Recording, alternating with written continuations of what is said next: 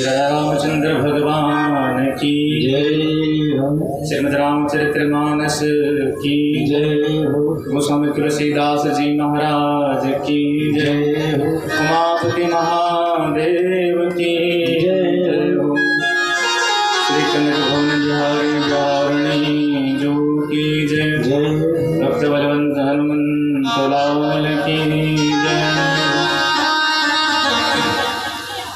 परम मंगलमय अकारण करुणा वर्ण वाले भक्तवांछा कल्पतरुदारी श्री रामचंद्र प्रभु की वांगमयी प्रतिमूर्ति शब्दमयी प्रतिमूर्ति श्रीमद् रामचरितमानस बहुत ही सौभाग्य और मंगल का समय हम लोगों के मध्य में चल रहा है कि 9 दिवसीय जो राम कथा है उस 9 दिवसीय राम कथा में आज हम द्वितीय दिवस में प्रवेश कर रहे हैं। भगवान की जब विशेष कृपा हम सब पर होती है तब भगवान का सत्संग और संतों का संग प्राप्त होता है, क्योंकि बिना सत्संग के विवेक प्राप्त नहीं होता है। इसलिए भगवान की हम सब पर विशेष कृपा होनी है। कल हम सब लोग जानते हैं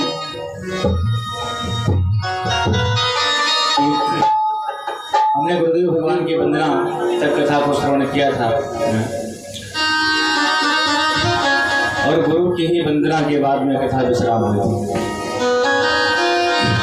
उसके बाद गोस्वामी जी महाराज प्रत्यक्ष रूप से भी वंदना किसी की करते हैं रामचरितमानस में तो ब्राह्मणों की करते हैं और कहते हैं बंदहु प्रथम महीसुर चरण मोह जनित सन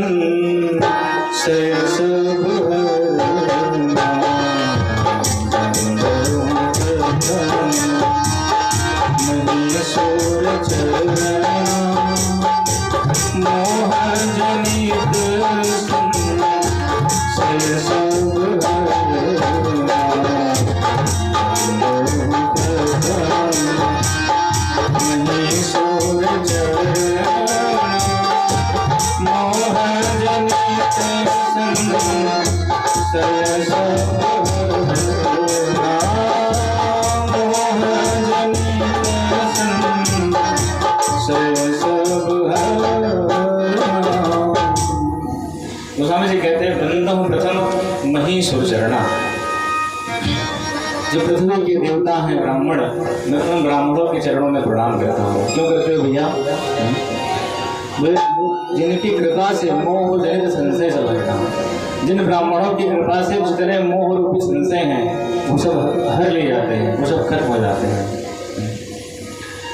अच्छा, रामचरितमानस में ब्राह्मणों की वंदना की गोस्वामी जी महाराज ने, और आज इस कलयुग में ही ब्राह्मणों की वंदना की, और आज इस कलिकाल में ही यदि सबसे अधिक देखा जाए, यदि किसी को गाली दी जाती है तो ब्राह्मण ही खाते हैं। हर तरह से कहीं भी किसी भी तरह से लपेटे जाते हैं तो ब्राह्मण बेचारे हर जगह लपेटे जाते हैं। मैं ब्राह्मण इसलिए नहीं कह रहा हूँ, आप लोग देखते होंगे, इसलिए क्षेत्र में देखते होंगे आप, जिसको देखो वही, यदि किसी पंडित को देखता है, किसी ब्राह्मण को देख लिया है, यदि उसका काम ब्राह्मण से नहीं है तब भले उसकी इज्जत कर ले, काम है तो भले इज्जत कर ले, यदि काम नहीं है तो लोग ब्राह्मण को फूटी निगाह देखना नहीं चाहते। कुछ ऐसे वर्ण हैं, कुछ ऐसी विचारधारा हो गई है कि दिल्ली के जो जेनरी जैसा स्कूल है, विद्यालय है, वहाँ पर लिखा जाता है, वहाँ के विद्यालयों पर, वहाँ के दीवारों पर लिखा जाता है कि ब्राह्मण बनिया भारत छोड़ो। इस प्रकार से जो कुचक्र चलाते हैं, लोगों के मन में ऐसी भ्रांतियां फैलाई जाती हैं कि जितना कुछ शास्त्रों में, जितना कुछ प्रताड़ना वाली वस्तुएं लिखी गई हैं सब ब्राह्मणों ने लिखी हैं, लेकिन वास्तव में ऐसा नहीं है। और दूसरी बात ये भी है कि ब्राह्मण आज जिस स्थिति पर पहुंचे हैं उसमें किसी दूसरे व्यक्ति का दोष नहीं है, उनका स्वयं का दोष है, क्योंकि ब्राह्मणों ने अपने ही अस्तित्व को अपने हाथों से नष्ट कर लिया है। जो ब्राह्मणों का अस्तित्व था, उनका तप, उनका ज्ञान, उनकी संध्या, उनकी गायत्री, उसको छोड़ करके संसार के लौकिक गुण के पीछे भागने लगे, संसार के पीछे भागने लगे। और जब इस प्रकार से संसार की वस्तुओं के पीछे भागेंगे, क्योंकि भगवान भी कहते हैं कि मुझे न सुहाए ब्रह्म कुल द्रोही, जितना मुझे ब्राह्मण प्रिय है उतना मुझे कोई प्रिय नहीं है। यदि मेरी भुजा भी ब्राह्मण का अपमान कर दे तो मैं इस भुजा को भी काट के छिन्न भिन्न कर दूं। तो जो ब्राह्मण भगवान को अति प्रिय हैं, उन ब्राह्मणों ने अपने हाथों अपने नाम पर कलंक लगा लिया। न जप रहा, न तप रहा, न संध्या रही, न गायत्री रही, कुछ भी नहीं रहा। उनके जीवन का सिर्फ यही अस्तित्व बन गया है, खाओ पियो मौज उड़ाओ। आज भी दो ब्राह्मणों में दो संप्रदाय बन गए हैं। कुछ लोग तो नाम के ब्राह्मण हैं, ब्राह्मण के घर में जन्म ले लिया है, केवल ब्राह्मण तिवारी, शुक्ला, मिश्रा नाम पड़ गया है। और कुछ लोग ऐसे हैं जो कर्मकांड करते हैं, अपने धर्म के अनुसार जीवन जीते हैं। तो दोनों में बड़ा अंतर है भैया। इसलिए ब्राह्मण यदि आज इस स्थिति को पहुंचे हैं तो इसमें किसी गैर का दोष नहीं है, इसमें ब्राह्मणों का ही दोष है। जो गोस्वामी जी ने ब्राह्मणों की इतनी महिमा गाई, भगवान ने स्वयं अपने मुख से ब्राह्मणों की महिमा गाई। अभी आप सुनेंगे आगे कथा में, जय और विजय दो पार्षद होते हैं। सनक, सनंदन, सनातन, सनत कुमार जब भगवान से मिलने के लिए आते हैं तो उनको रोक देते हैं, और जब रोकते हैं तो श्राप देते हैं। तो वहाँ भगवान बड़ी सुंदर बात कहते हैं कि महाराज यदि ये मेरा शरीर भी ब्राह्मण का अपमान करे तो मैं इस अपने विष्णु शरीर को भी छोड़ दूंगा, लेकिन ब्राह्मण की का अपमान करने वाला व्यक्ति मुझे रंज मात्र भी भाता नहीं है। मोहि न सुहाए ब्रह्म कुल द्रोही। इसलिए सदैव ब्राह्मणों का सम्मान, अच्छा इसलिए नहीं कह रहे हैं गोस्वामी जी कि ब्राह्मण का सम्मान होगा तो ब्राह्मण हर जगह पूजनीय बन जाएंगे, ऐसा नहीं है। भगवान कहते हैं जिसको धर्म, अर्थ, काम और मोक्ष ये चार पुरुषार्थ चाहिए, ये चारों पदार्थ चाहिए हों, तो सिर्फ एक काम करे माता और ब्राह्मणों का सम्मान करें। अब ये कहता है ब्राह्मण कोई कितना भी निकृष्ट हो, कितना भी नीच ही क्यों ना हो, लेकिन यदि उसका जन्म ब्रह्मकुल में हुआ है तो सम्मान करने योग्य है, उसका सम्मान करना चाहिए। चाहे पागल ही क्यों ना हो, चाहे मूर्ख ही क्यों ना हो, चाहे विद्वान ही क्यों ना हो, क्योंकि भगवान ने उनको कहा है कि तुम मेरे इष्ट हो। ब्राह्मण भगवान के इष्ट हैं। भगवान कहते हैं सारा संसार मेरी पूजा करता है, और कोई मुझसे पूछे मैं किसकी पूजा करता हूँ, तो भगवान कहते हैं मैं ब्राह्मणों की पूजा करता हूँ। इसलिए जो परमात्मा के पूज्य ब्राह्मण हैं, इस समाज को, इस संसार को चाहिए कि उनको सम्मान और आदर दें। और दूसरी बात यह भी है कि ब्राह्मणों को भी चाहिए कि जो और वर्ण के लोग हैं, क्षत्रिय हों, वैश्य हों, शूद्र हों, और भी वर्ण जाति के लोग हैं, उनको भी उन्हें सम्मान देना चाहिए। क्योंकि भाई प्रक्रिया है ना, जो आप दोगे वही आप पाओगे। तो हमें भी वही चीज देना चाहिए जो, यदि हमें कोई गाली देता है तो हमें अच्छा लगता नहीं है, हम चाहते नहीं कि हमको गाली दे कोई, तो हम किसी को गाली क्यों दें, किसी को नीच निकृष्ट कहकर के क्यों संबोधन करें। इसलिए हमें हमेशा ध्यान रखना चाहिए कि सामने वाला व्यक्ति इंसान है, उसकी जात, उसका वर्ण बाद में बना है, पहले वो इंसान है। माँ के गर्भ में आया तो उसको पता नहीं था कि मैं ब्राह्मण के घर में जन्म ले रहा हूँ कि वैश्य की, क्षत्रिय की, शूद्र के। जब वो जन्म लेकर आया था उसको पता लगा कि मेरा वर्ण, मेरी जाति, मेरी व्यवस्था ये है। और सनातन धर्म में कभी भी जाति व्यवस्था नहीं थी, सनातन धर्म में सदैव वर्ण व्यवस्था थी, और कर्म के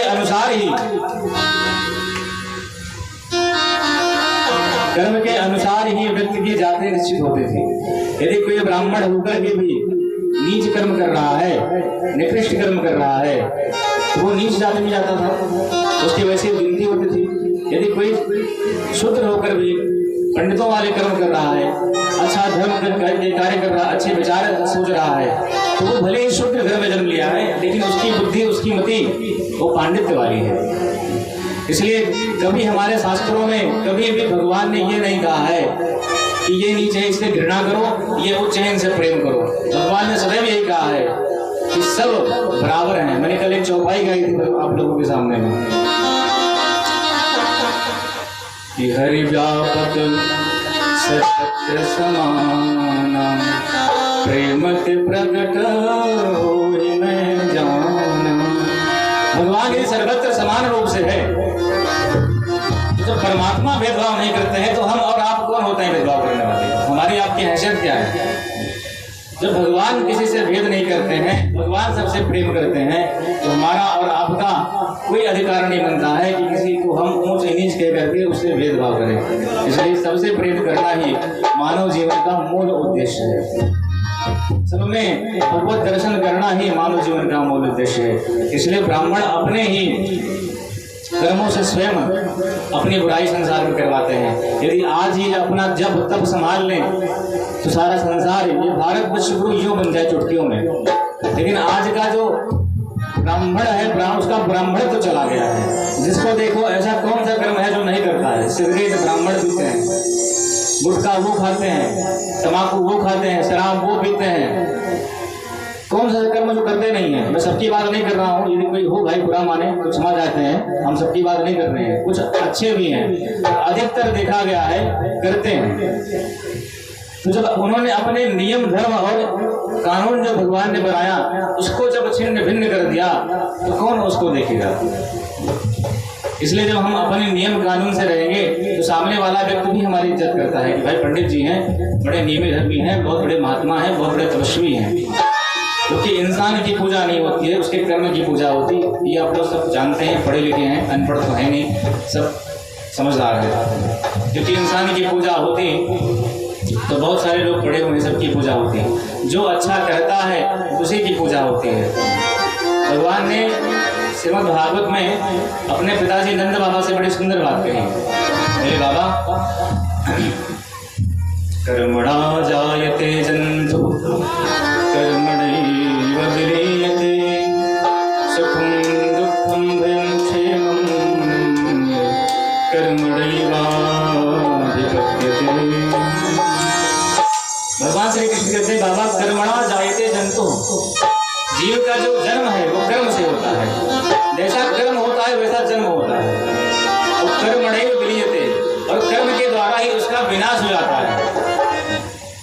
और सुखम दुखम भयम क्षेमम कर्मणैवाभिपद्यते। सुख दुख भय शोक ये सब उसके कर्म से प्राप्त होता है। भगवान राम भी कहते हैं कि काहू न को सुख दुख कर दाता, निज कृत्य कर्म भोग सुन राता। काहू न को सुख कर दाता, निज कृत्य कर्म भोग सुन राता। काहू न दुख कर दाता, निज कृत्य कर्म भोग सुन राता।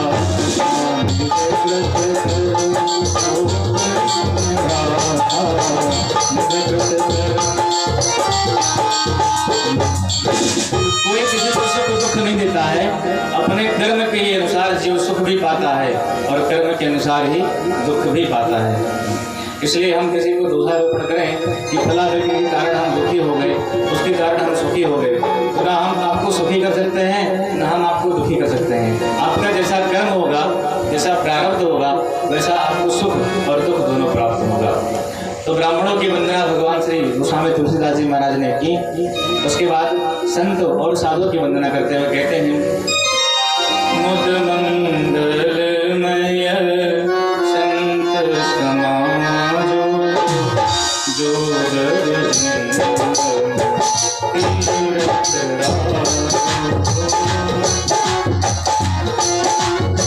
भैया आप लोग बैठे हैं, ऐसा तो है नहीं श्लोक गा रहे हैं, चौपाई गा रहे हैं, सबको याद है, तो आप लोग भी गाइए चौपाई। जितनी चौपाई रामचरितमानस की है ये किसी मंत्र से कम नहीं है। आप जितनी बार गाएंगे उसका 1000 गुना फल मिलेगा। यदि कोई पहले पढ़ा हुआ व्यक्ति यहाँ बैठा हुआ है, अच्छा पहली पास है, अगर 1 क्लास पढ़ा हुआ है, वो भी रामचरितमानस की चौपाइयों को बड़े आसानी से सरल ढंग से पढ़ सकता है, क्योंकि हमारी और आपकी भाषा में लिखा हुआ है।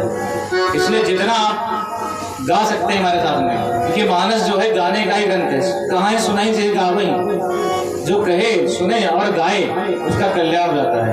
इसलिए हमारे आपके बीच में हम रोज रोज तो आएंगे नहीं, 9 दिन तक हैं। 9 दिन के बाद हम अपने धाम, अब अपने धाम कौन कहाँ अगले साल भगवान बुलाए ना बुलाए इनकी इच्छा। इसलिए जब तक है तब तक गा लो, उसके बाद जय सिया राम है, फिर वही 9 दिन लगने के बाद जाएंगे आप लोग। इसलिए जब तक है तब तक भगवान के चौपाइयों का, भजनों का, नाम का यदि कीर्तन कराते हैं तो प्रेम से गाइए। मुद मंगलमय संत समाजो, जो जग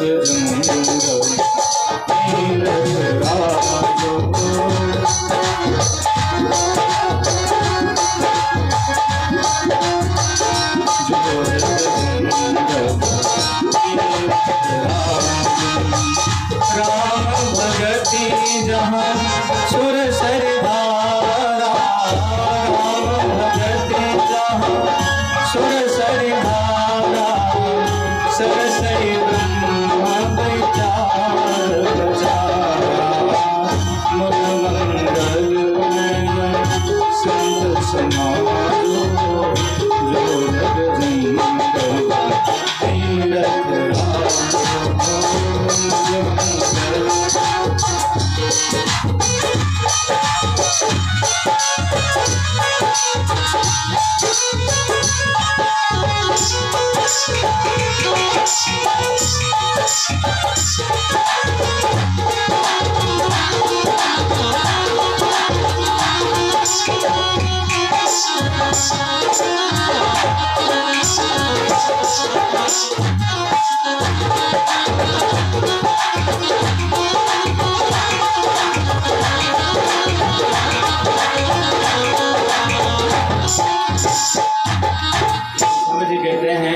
मुद मंगलमय संत समाजो। संतों का जो समाज है वो मंगलमय समाज है। साधु का जो चरित्र है वो कैसा है? साधु चरित्र शुभ चरित्र कपासो, कपास की भांति एकदम निष्कपट होता है। कपास देखें आप लोग, कपास माने रुई, रुई का जो पेड़ होता है उसमें कोई कपट नहीं होता है, एकदम सफेद श्वेत कलर का निकलता है, कोई उसमें गांठ नहीं होती। इसलिए कहते हैं संतों का जो चरित्र होता है, संतों का जीवन होता है, कपास की बांस होता है, माटी होता है, एकदम निरस।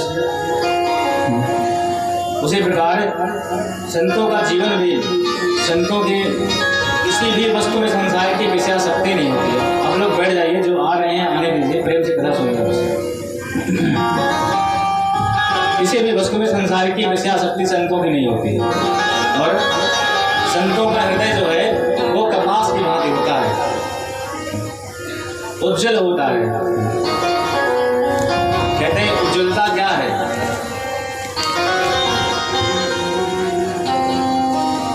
जैसे कपास जो है सफेद होता है, उसी प्रकार से संतों का जो हृदय होता है उसमें ज्ञान का प्रकाश होता है। ज्ञान के प्रकाश से संत जन आह्लादित होते हैं। हर प्रकार से उनका जो हृदय है सदैव भगवान के ज्ञान से, भगवान के नाम से सदैव सजा रहता है। और जो भगवान की भक्ति है, संतों का हृदय भगवान की भक्ति का साम्राज्य सदैव स्थापित रहता है। जिस प्रकार कपास में गुण तंतु होते हैं, उसी प्रकार संतों का हृदय भी सद्गुणों का भंडार होता है। जैसे कपास होता है ना, दूसरों के जो दुर्गुण होते हैं, दूसरों का जो बुराई होती है, दूसरों के जो गुप्तांग होते हैं, उनको ढक लेते हैं। उनके अंदर की जो कुछ भी बुराई होती है उसको ढक लेते हैं। उसी प्रकार संत जन भी अपने हृदय में सद्गुणों के भंडार को लेकर रखते हैं और दूसरे व्यक्ति के जो दोष होते हैं उनको छुपा लेते हैं, फिर प्रकाशित नहीं करते हैं। आप कहेंगे महाराज जी का गुण क्या संतों में हो सकते हैं क्या? बोले नहीं भैया, किसी इंसान के अंदर भी हो सकता है। जरूरी नहीं है कि जो साधु है, जो संत है, उसी के अंदर ये सारे गुण हो कि दूसरे के दुर्गुण को सुन करके उसको छुपा लिया जाए और उसके सद्गुणों को प्रकाशित किया जाए समाज के सामने। कोई साधारण सा व्यक्ति भी समाज का हो सकता है, एक महिला हो सकती है, कोई भी हो सकता है। तो संतों के अंदर का जो गुण है, जैसे कपास दूसरे के गुप्तांगों को ढकने का काम करते हैं, बुराइयों को ढकने का काम करते हैं, उसी प्रकार संत भी दूसरों के दुर्गुणों को ढकने का काम करते हैं, कभी उनको प्रकाशित नहीं करते समाज में, संसार में।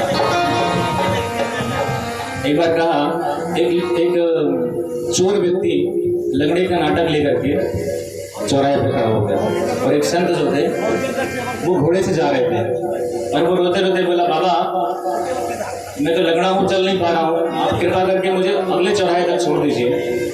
तो बोले ठीक बच्चा, छोड़ देंगे। और वही किया उन्होंने। तो पहले वो घोड़े से उतरे, फिर उसको जो है चोर को घोड़े पे चढ़ाया। तो वो लंगड़ा तो था नहीं, था तो चोर। उसकी इच्छा थी कि बाबा वैरागी के पास इतना सुंदर घोड़ा क्या होगा। घोड़े की आवश्यकता तो हम जैसे लोगों को है, क्योंकि हम लोग चोरी करने जाते हैं, डकैती मारने जाते हैं तो घोड़े से भागना पड़ता है। इसलिए हमें ये घोड़ा मिल जाए तो हमारा काम बन जाए। उसने जब बाबा ने उस लंगड़े व्यक्ति को बैठाया और सोचा कि बैठ गया तो अब हम बैठे, जैसे ही बिठाया तैसे ही उसने चाबुक पकड़ा और तुरंत मारा, ये किया कि हो गया, वो लेके भाग गया। महात्मा उसके पीछे भागे, बोले बच्चा तुम घोड़ा लेके जाओ, कोई बात नहीं है। फिर यदि कोई व्यक्ति तुमसे पूछे कि घोड़ा तुमने कैसे मिला, तो उससे ये कतई मत कहना कि मैंने लंगड़े व्यक्ति का नाटक लेकर के एक संत से इसको ठगा है, इसको लेकर के आया हूँ। क्योंकि यदि आज तुमने ये कह दिया कि मैं लंगड़े व्यक्ति का सॉन्ग रचा करके इस एक संत से लेकर के आया हूँ, आज के बाद कोई भी व्यक्ति निसहाय की सहायता नहीं करेगा। इसलिए अपने जो दोष हैं उन दोषों को संत भगवान सदैव छुपाते रहते हैं, किसी के सामने कहते नहीं है। अब दूसरी बात यह है कि हम कैसे जाने कि संत कौन है। आज के टाइम में इतने सारे संत हो गए हैं, इतने लोग हो गए हैं कथा कहने वाले, जिनको संत भगवान कहने वाले। किस प्रकार से समझे कि भगवान है, संत है कि नहीं है। कहते भैया सुनो, संतों के जो है 5 लक्षण है भागवत में, कपिल भगवान ने अपनी माता देवहूति को बताया है और बड़ी सुंदर बात कह रहे हैं। तितिक्षवः कारुणिकाः सुहृदः सर्वदेहिनां अजातशत्रवः शान्ताः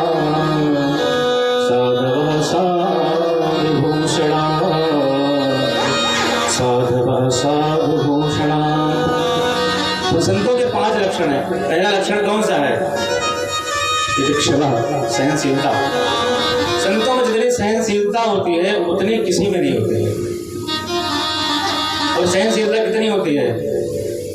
तो कहते हैं जिस प्रकार से एक वृक्ष सर्दी, गर्मी, बरसात, जाड़ा, बरसात सब कुछ अपने ऊपर झेल लेता है, पर कभी किसी व्यक्ति से ये नहीं कहता है भैया मुझे ठंडी लगे तो नहीं उड़ा दो। उसी प्रकार से संत जो होते हैं वो उसी वृक्ष के समान सहिष्णु होते हैं, सहनशील होते हैं। और करुणा, उनके हृदय में इतनी करुणा होती है, कितनी होती है? बोले वो कभी भी अपने को देख के नहीं दुखी होते हैं, दूसरे के दुख को जब देखते हैं तो वो दुखी हो जाते हैं। संतों का जो हृदय है वो दूसरों के कष्ट को देख करके दुखी होता है। जब जयंत ने माता जानकी के चरणों में चोट मारी तो माता जानकी के चरणों से खून की धार बहने लगी, और भगवान राम ने जब देखा कि सीता जी के चरणों से खून की धार बह रही है, तब भगवान ने सींग का ब्रह्मास्त्र बना करके जयंत के पीछे छोड़ दिया। और जब छोड़ा तो जयंत इंद्र के पास गया, अपने पिता के पास, ब्रह्मा जी के पास गया, शंकर जी के पास गया, सब जगह भागा लेकिन कहीं भी उसको ठिकाना नहीं मिला। तब भाग रहा था तब नारद जी मिल गए रास्ते में, और नारद जी ने जब देखा तो नारद देखा विकल जयंता, नारद जी ने देखा विकल जयंत को, नारद देखा विकल जयंता लाग गया कोमल चित संता। उन्होंने देखते ही उसको इतनी दया लगी नारद जी को, ये बेचारा भगवान के बाण से भागता फिर रहा है, त्रिलोकी में इसको कोई शरण देने वाला नहीं है। तो कोमल अचित संता इतना कोमल होता है कि दूसरे के दुख को देख करके संतों का जो हृदय है वो द्रवित हो जाता है। इसलिए करुणा इतनी होती संतों में। और सब जीवों में क्या है? स्वर्धा सर्वदेहिना। जितने जीव होते हैं उनका मतलब कोई बैरी होता है, न शत्रु होता है, न मित्र होता है, सब में बराबर रखते हैं। श्री राम में सब जग जानी और करो प्रणाम जोर जग पानी। सब में बराबर भाव रखते हैं, न कोई ऊंचा है न कोई नीचा है, न कोई बड़ा है न कोई छोटा है, सब में बराबर भाव रखते हैं संत। और दूसरी बात, अजात शत्रु, संसार में उनका कोई शत्रु नहीं होता है, सब मित्र होते हैं, जितने भी हैं सब मित्र होते हैं। और शांत, उनकी जो इंद्रियां हैं संसार को प्राप्त होने वाले जो पदार्थ हैं उनमें आसक्त नहीं होते हैं, वो शांत रहती है इंद्रियों की। ये 5 लक्षण संतों के हैं। अब दूसरी बात रही कि आप लोग पहचानोगे कैसे कि ये सारे लक्षण इसमें है कि नहीं है? तो भैया सीधा सरल सा जवाब है, यदि संतों के लक्षण ढूंढने जाओगे तो इस कलिकाल में सच्चे संत आपको बड़ी मुश्किल से मिलेंगे। इसलिए ढूंढने का प्रयास ही मत करो। तो करे क्या? बोले अपनी दृष्टि ऐसी बना लो, अपनी नजर ऐसी बना लो कि संसार में जो भी दिखे, चाहे बच्चा दिखे, चाहे बूढ़ा दिखे, चाहे जवान दिखे, चाहे स्त्री, चाहे पुरुष, चाहे कन्या, कोई भी दिखे, सबको आप संत मान लीजिए। आप कहेंगे सबको संत मानेंगे तो व्यवहार कैसे करेंगे? इससे लाभ ये हो जाएगा कि पहली बात तो ये कि सारे जगत में आपको संतत्व का दर्शन होगा, सब में आपको अच्छा ही दिखाई पड़ेगा। तो पहला तो यह हो जाएगा कि आपके हृदय में किसी व्यक्ति के प्रति जो है वैर भाव नहीं रहेगा, किसी के प्रति आपके अंदर दुष्प्रभाव, वैर भाव नहीं रहेगा, सब आपके मित्र हो जाएंगे, चाहे अच्छा होगा तो भी और बुरा होगा तो भी। और दूसरी बात कि जिस दिन हमारी दृष्टि में ऐसी दृष्टि आ गई कि सब में हमें संत का दर्शन होने लगा, सारे संसार में संतत्व का दर्शन होने लगा, उस दिन एक दिन उन्हीं संतों के मध्य में इस संसार में आपको भगवान का भी दर्शन होने लगेगा। भागवत का ही बड़ा प्रसिद्ध श्लोक है कि वाणी गुणाम कथने श्रवणो कथायाम अस्तौ च कर्म सुमना स्तव पादयोर्नाम स्मृत्यासरस्तव निवास जगत् प्रणामे दृष्टे सतां दर्शने स्तुभवत्तनूनाम्। जमनार्दन के वृक्ष भगवान से कह रहे हैं कि हे प्रभु ऐसी कृपा कर दीजिए कि वाणी गुणान कथने श्रवण कथाया, हमारी जो वाणी है ना ये निरंतर आपके ही गुणों का गान करती रहे। ये जो वाणी है इसका सिर्फ काम ही यही बन जाए कि आपके चरित्र का गान क्या करती रहे, और जो हमारे कान है जो आपकी कथा सुनते रहे। वाणी गुणान कथने श्रवण कथाया और हस्तौ चकर्म सुमनस, और जो मेरे हाथ हैं ये आपके चरण कमलों की सेवा करते रहे।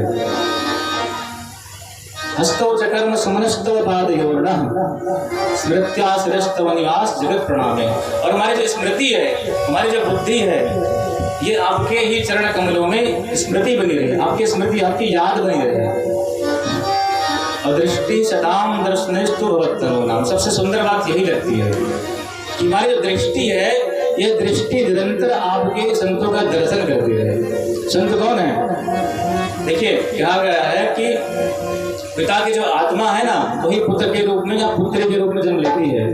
तो भगवान के जो पुत्र हैं वो संत हैं, और संत कौन है? बोले आत्मा वही जायते पुत्र, भगवान के पुत्र हैं। इसलिए ये ठाकुर जी आपके इन जो संत रूपी पुत्र हैं इनका दर्शन निरंतर इन नयनों से होता है। ये वरदान जमनार्दन के वृक्षों ने मांगा। इसी प्रकार से श्री गोस्वामी जी महाराज संतों को प्रणाम करते हुए कह रहे हैं कि प्रभु कैसे भी हो जाए हमारी दृष्टि संतमय बन जाए।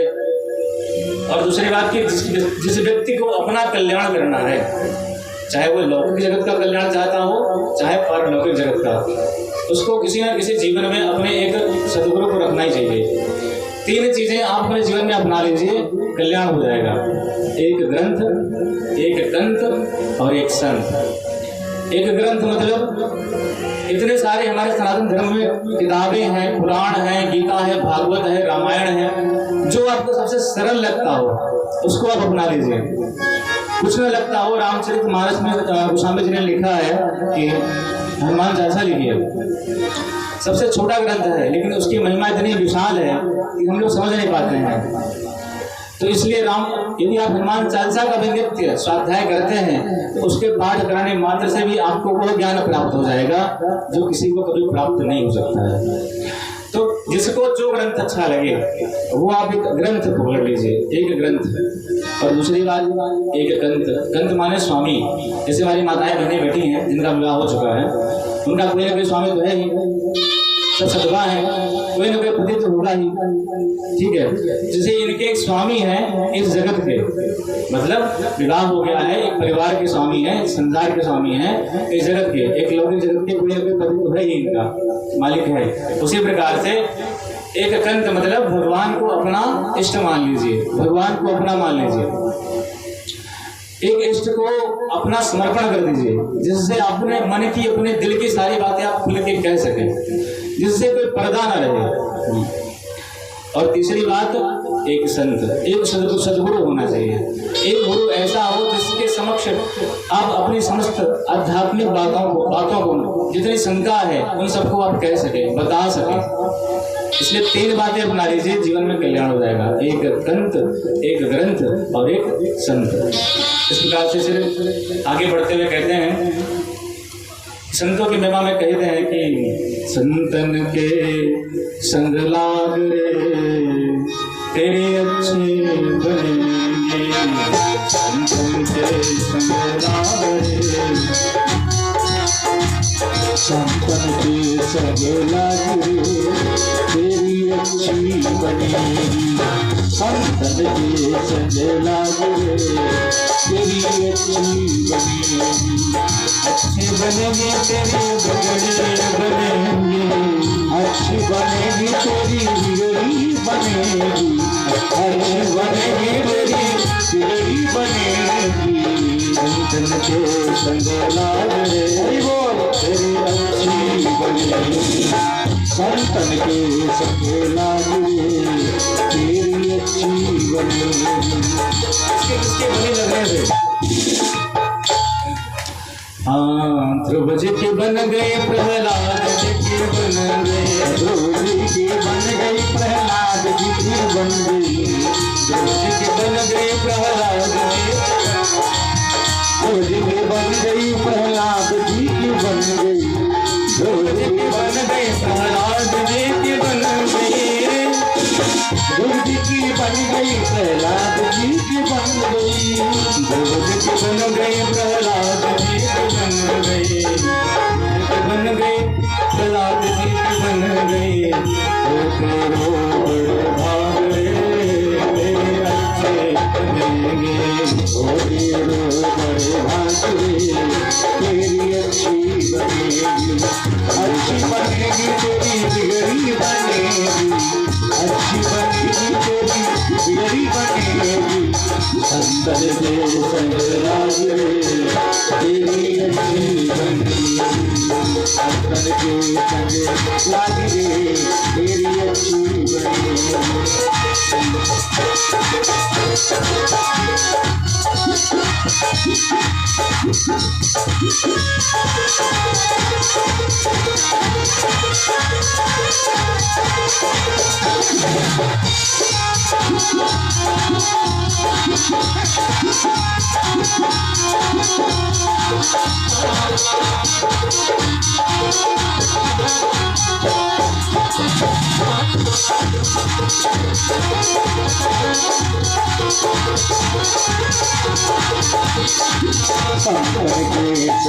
लाग रे तेरी अच्छी बनेगी, शंकर के संग लाग रे तेरी अच्छी।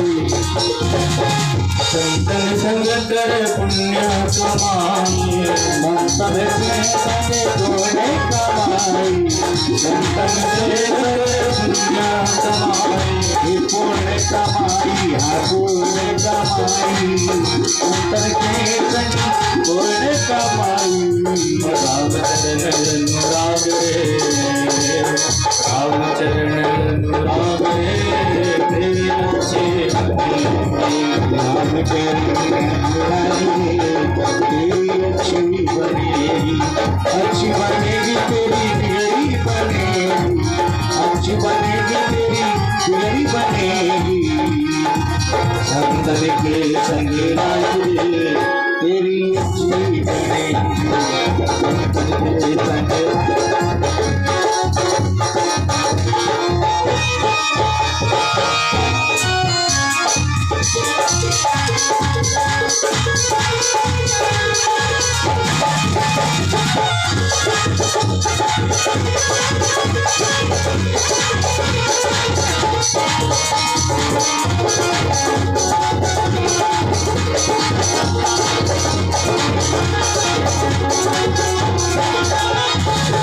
कागा से तो है हंस करेंगे, कागा से तो है आगा से कोई हमसे करेगी, आगा से कोई हमसे करेगी।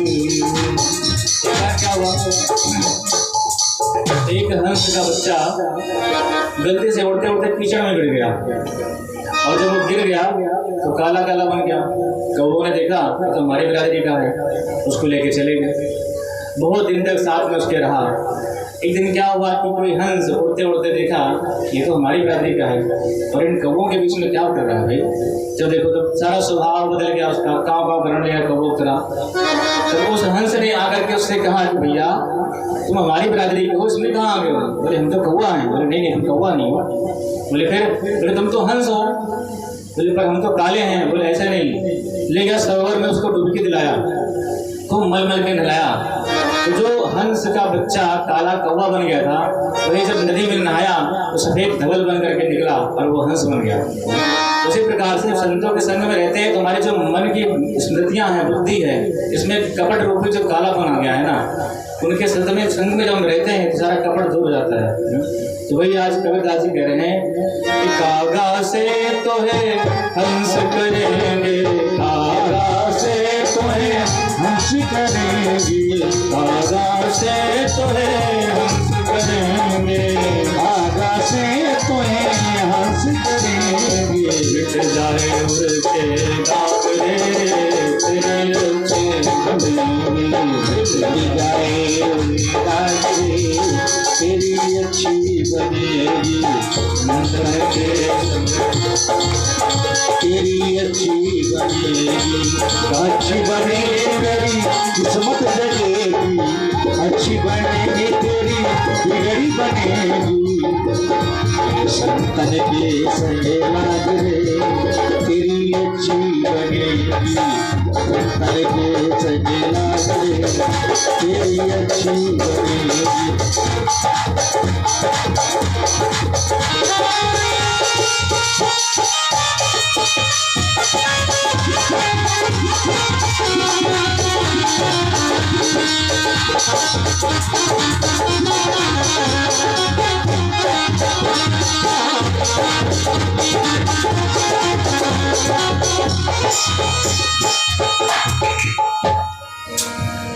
संत भगवान की जय, सीता रामचंद्र भगवान की जय। उसके बाद संत समाज में प्रयागराज का वर्णन करते हुए गोस्वामी जी कहते हैं कि राम भगति जहाँ सोसरी धारा, राम भगति जहाँ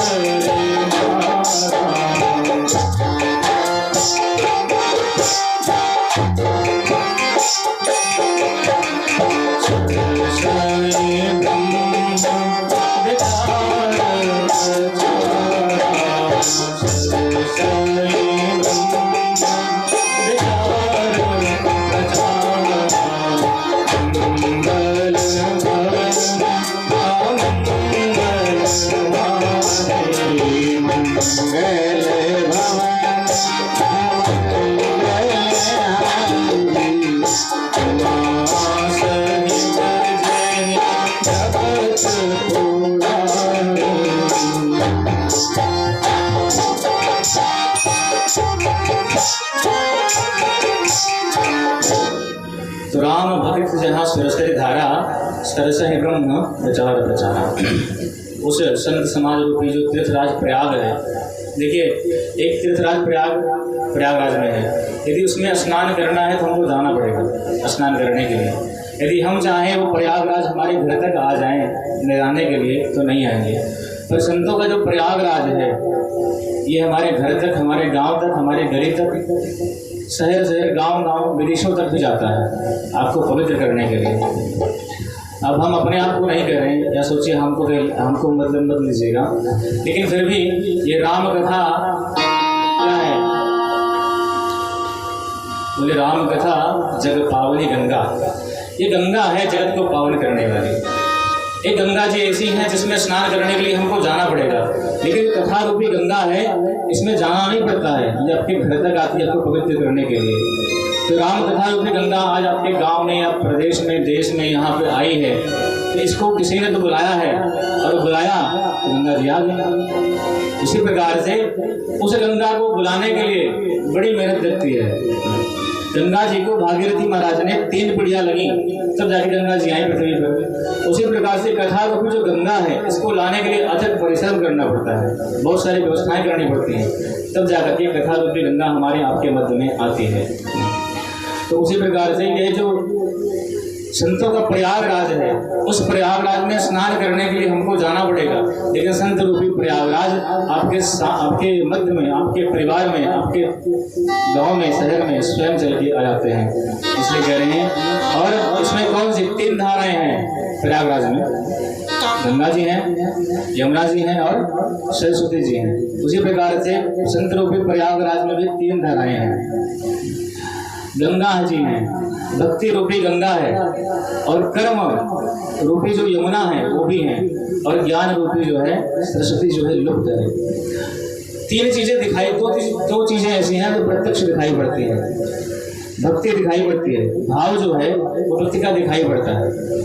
यदि किसी प्रेमी व्यक्ति से मिल जाए और वो बहुत दिनों बाद मिला हो तो उसको देखने के बाद में उसके नैन नक्श सब बता देंगे कि वो व्यक्ति जो है बहुत दिनों बाद मिला है, वो उसका प्रेमी है, उसको जाने वाला है, उसका मित्र है, प्रिय है उसका।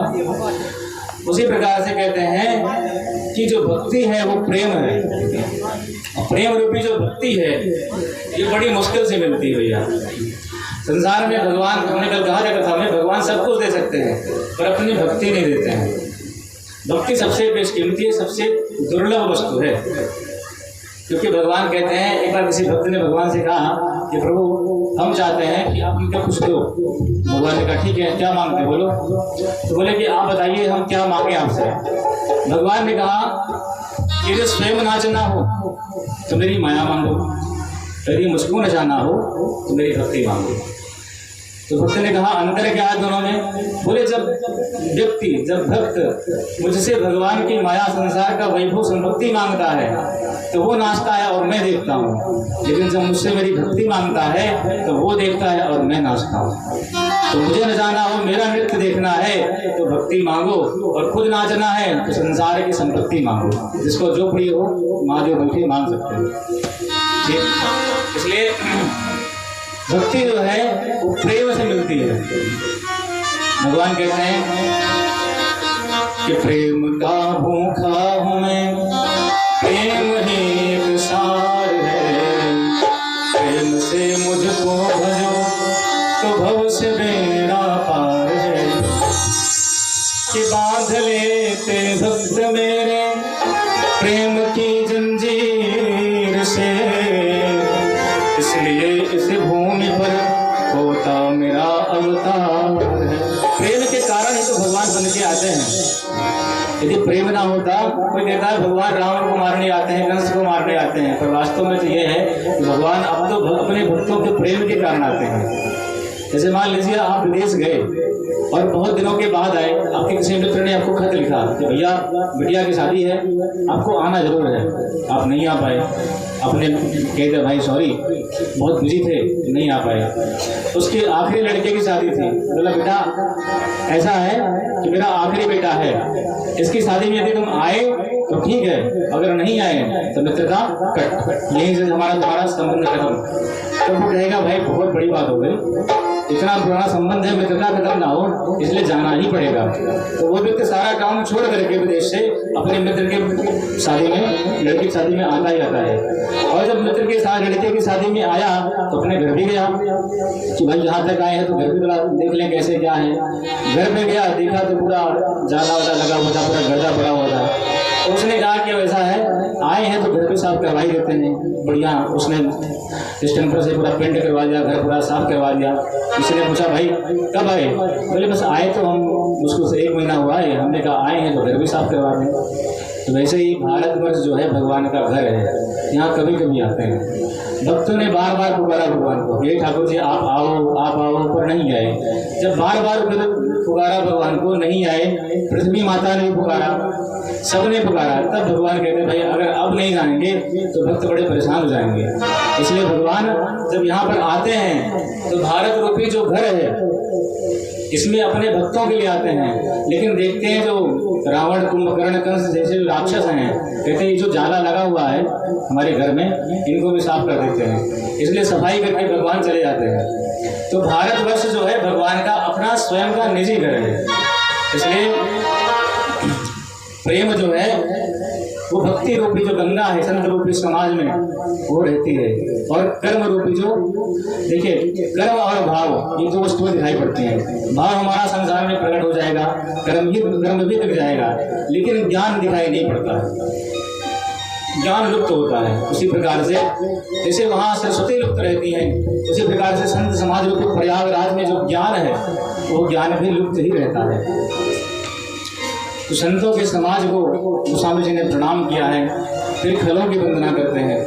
कहते हैं बहुए बंदे खल सन सती भाई, जे दिनों काज दाहिन हूँ दाई। खलों की वंदना की है। खल माने क्या होता है? खा माने खाना और ला माने लड़ना। जो खाए और लड़े वही खल है, जिसका खाली 2 ही काम है, खाना खाना और लड़ना। तो खलों की वंदना क्यों की?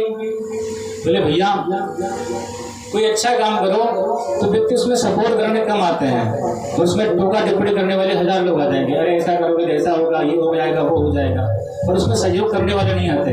इसलिए सबको प्रणाम कर लेने भैया कोई नाराज मत होना, मैं रामचरितमानस लिखने जा रहा हूँ, इसलिए आपको भी प्रणाम, आपके भी चरणों में मेरा कोटि कोटि वंदन। जे बिन काज दाहिने भाई, खल लोग जो होते हैं, दुष्ट लोग जो होते हैं, अपना नुकसान करके भी सामने वाले का नुकसान करने की सोचते हैं। हमारा सर्वस्व नष्ट हो जाए कोई बात नहीं, पर सामने वाले व्यक्ति का कुछ भी हो जाए कुछ नष्ट होना चाहिए। ऐसे एक बार क्या हुआ, शंकर जी बड़े भोले हैं। एक भक्त जो है भीख मांगता था डेली, उसने शंकर जी की 3 महीना तपस्या की। शंकर जी प्रसन्न हो गए। हाँ बच्चा मांगो, वरदान मांगो। उसने कहा महाराज दिन भर भीख मांगते हैं तो जाकर के पेट बनता है। बोले फिर कुछ ऐसी कृपा कर दो कि मेरी जो दरिद्रता है वो दूर हो जाए। शंकर जी ने कहा ऐसा है, एक घंटा लटका हुआ इसको खा लेता हूँ, और इस घंटे को जब बुझाओगे, जो चीज सोच के बुझाओगे वो वस्तु तुमको मिल जाएगी। उसने कहा वाह महाराज बढ़िया है। घंटा खोल लिया, उसने लेकर के आया। तो शंकर जी ने जाते जाते ये भी कह दिया, सुनो सुनो सुनो, शर्त ये भी है क्या? बोले जो वस्तु तुम सोचोगे वो तुमको 1 मिलेगी, तुम्हारे पड़ोसी को 2 मिलेगी। तो उनकी बेचारा परेशान हो गया, हे भगवान 3 महीने तपस्या हमने की, हमको 1 मिलेगी, पड़ोसी को 2 मिलेगी। पर मन मार के ठीक है प्रभु जैसी इच्छा आपकी, चला गया लेके आया। उसने सोचा कि घर नहीं है, पहले घर बनवाते हैं। घंटा बजाया, 1 घंटा महाराज बढ़िया आलीशान घर बन जाए। एक घर उसके बना बढ़िया आलीशान, पड़ोसी के डबल हो गया। अब वो देखे जलने लगे कि मेरा तो 1 ही बना है, उसका 2 हो गया है। फिर सोचने लगा कि कुछ भी हो जाए, हमारे पास तो गाड़ी भी नहीं है कहीं आने जाने के लिए। उसने कहा कि 1 घंटा महाराज बढ़िया गाड़ी हो जाए। उसके घर के सामने बढ़िया एक फॉर्च्यूनर खड़ी हो गई, उसके घर के सामने 1 आई, पड़ोसी सामने 2 आ गई। अब वो देखे तो जले, यहाँ पर तपस्या सारी हमने की, मजा ये मार रहा है, हम तो खाली 1 ही पा रहे हैं, ये तो 2 पा रहा है। फिर सोचा कि हमारी फैक्ट्री नहीं है, कोई कुछ इनकम का साधन होना चाहिए। घंटा बजाए, हे महाराज एक बढ़िया सुंदर सी फैक्ट्री लग जाए। तो उसके तो 1 लगी और पड़ोसी के 2 लग गए। अब फिर जलने लगा उससे। पत्नी ने कहा कि तुम इतना परेशान क्यों होते हो, जहाँ कुछ नहीं था वहाँ कुछ तो है, संतोष क्यों नहीं करते हो? जहाँ भगवान ने कुछ नहीं था वहाँ तुमको कुछ तो मिल रहा है। जहाँ भीख मांग के तब पेट भरते थे, आज कम से कम तुम्हारे पास अपना घर है, फैक्ट्री है, गाड़ी है, मोटर है, सब कुछ सुकून से रह रहे हो, इतना टेंशन क्यों लेते हो? उसने कहा हाँ सही कह रहे हो। एक दिन क्या हुआ, इतना वो खींच गया पड़ोसी से। उसने कहा ये घंटा महाराज हमारे घर के सामने एक कुआं खुद जाए। उसके सामने 1 खुदा, पड़ोसी सामने 2 खुद गया। फिर कह रहा है कि हे घंटा महाराज मेरी 1 आँख फूट जाए। उसकी 1 फूटी, पड़ोसी की 2 फूट गई। अब वो चाहे इधर जाए तब भी कोई गिर के मरेगा, और उधर जाए तब भी कोई गिर के मरना ही है। तो ऐसे लोग होते हैं खल, जी अपना काम बिगाड़ करके भी, खुद को काना हुआ भी, पड़ोसी को दोनों आंखों से काना कर दिया। तो अच्छी खासी देख रहा था पर नहीं, तो अपना भी नुकसान करके जो दूसरे को नुकसान करना चाहे वो होता है खल व्यक्ति, दुष्ट व्यक्ति। अपना चाहता नहीं है भला हमारा हो, पर सोचता है कि हमारा हो चाहे ना हो, तो इसका नहीं होना चाहिए। ऐसे दुष्टों को स्वामी जी ने प्रणाम किया। अंत में कहते हैं कि श्री राम में सब जग जानी, करहूं प्रणाम जोर जुग पानी।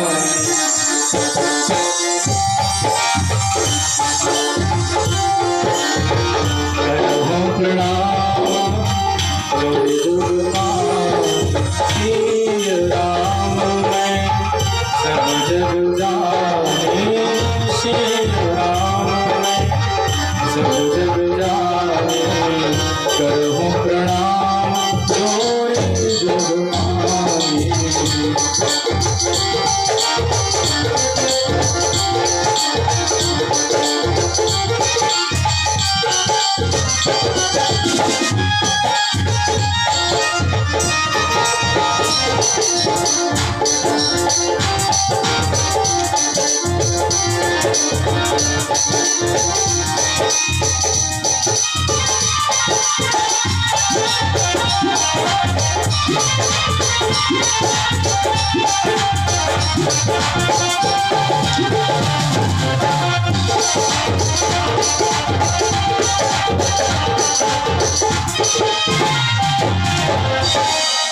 स्वामी जी कहते हैं भैया, जड़ चेतन गुण दोष में सकल राम में जानी, बंदों सबके पद कमल सदा जोर जुग पानी। जितना जड़ चेतन गुण दोष में संसार है, इन सबको मैं सीताराम में जान करके प्रणाम कर रहा हूँ। श्री राम में सब जग जानी, करो प्रणाम जोर जग पानी। ये सारा जगत संसार सीताराम में है, इसलिए सबको मैं सीताराम में समझ करके प्रणाम कर रहा हूँ। इस प्रकार गोस्वामी जी ने प्रणाम किया। और तुलसीदास जी महाराज ने इस ग्रंथ में इतनी दीनता का परिचय दिया है। कहते हैं कि निज बुद्धि बल बल भरोस मोहि नाहि, तात विनय करहूँ सब काम। कहते राम के चरित्र को लिखने में बैठा तो हूँ, पर निज बल बुद्धि भरोस मोहि नाहि, अपने बुद्धि के बल पर भरोसा नहीं है। इसलिए आप सबसे प्रणाम करके मैं शक्ति मांग रहा हूँ कि सब कृपा कीजिए और राम के चरित्र को मैं लिखने के लायक बन सकूँ, ऐसी कृपा कीजिए। और कहते हैं कि ये रामचरितमानस कहती है, उसमें है क्या? तो कहते हैं भैया, जहिमा रघुपति नाम उदारा। इस मानस में भगवान राम का नाम है, उदार नाम है, जिस नाम को सुनने मात्र से, स्मरण करने मात्र से जीव के तीनों काल के ताप सब पाप नष्ट हो जाते हैं। इसलिए भगवान का जो मंगलमय नाम है राम, वो राम नाम इस रामचरितमानस में समाया हुआ है। और कहते हैं कथा कैसी है? तो मंगल करनी कलिमल हरनी, तुलसी कथा रघुनाथ की। मंगल करनी कलिमल हरनी, कली का जो मल है उसको हरने के लिए ये मंगल करने वाली तुलसी दास जी की ये कथा है। फिर भगवान शंकर को प्रणाम और माता पार्वती को प्रणाम करते हुए कहते हैं कि गुरु पितु मातु महेश भवानी, प्रणव दीन बंधु दिन दानी, प्रणव दीन बंधु दिन दानी। सेवक स्वामी सखासिया पिया के, सेवक स्वामी सखासिया पिया के,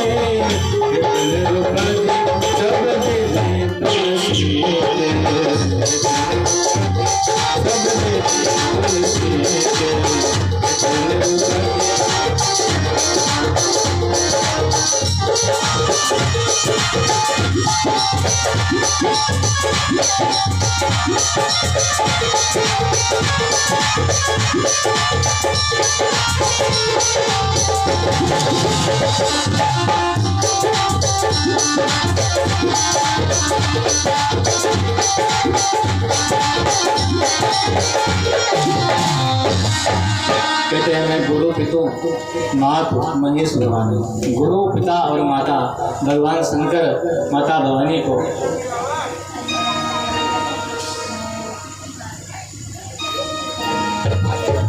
मान करके उनको प्रणाम कर रहा हूँ। प्रणव दीन बंधु दिन दानी, सेवक स्वामी सखा सिय पिय के, युद्ध निरुपद सब विध तुलसी के। जो हर प्रकार से तुलसीदास जी के हिति हैं, ऐसे श्री गोस्वामी जी महाराज शंकर जी को और माता पार्वती को प्रणाम करते हैं। फिर अवधपुरी की वंदना करते हुए कहते हैं कि बंद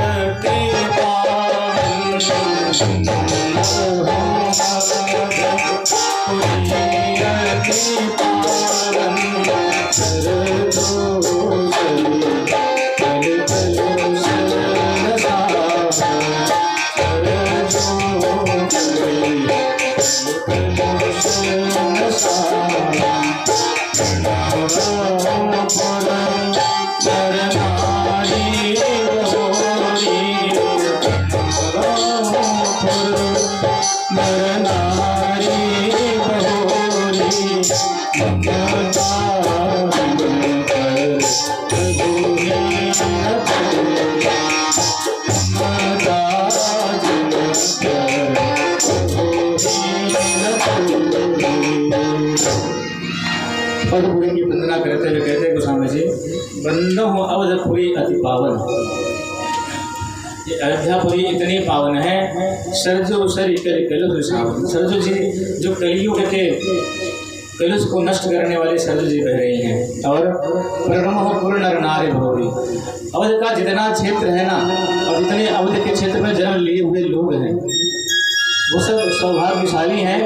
किसी न किसी जन्म का विशेष पुण्य था जो मैं अयोध्या में जन्म लिया, अयोध्या में जन्म मिला है, ममता जिन पर प्रभु न थोड़ी। भगवान राम स्वयं विभीषण जी से कहते हैं कि अति प्रिय मोहि यहाँ के वासी, मम धाम पुरी सुख राशि। अति प्रिय, प्रिय नहीं है, अति प्रिय है। अति प्रिय मोहि यहाँ के वासी, ये अयोध्या के जो वासी हैं मुझे प्रिय नहीं, अति प्रिय है भैया। मम धामदा पुरी सुख राशि, इस सुखों की राशि अयोध्यापुरी है।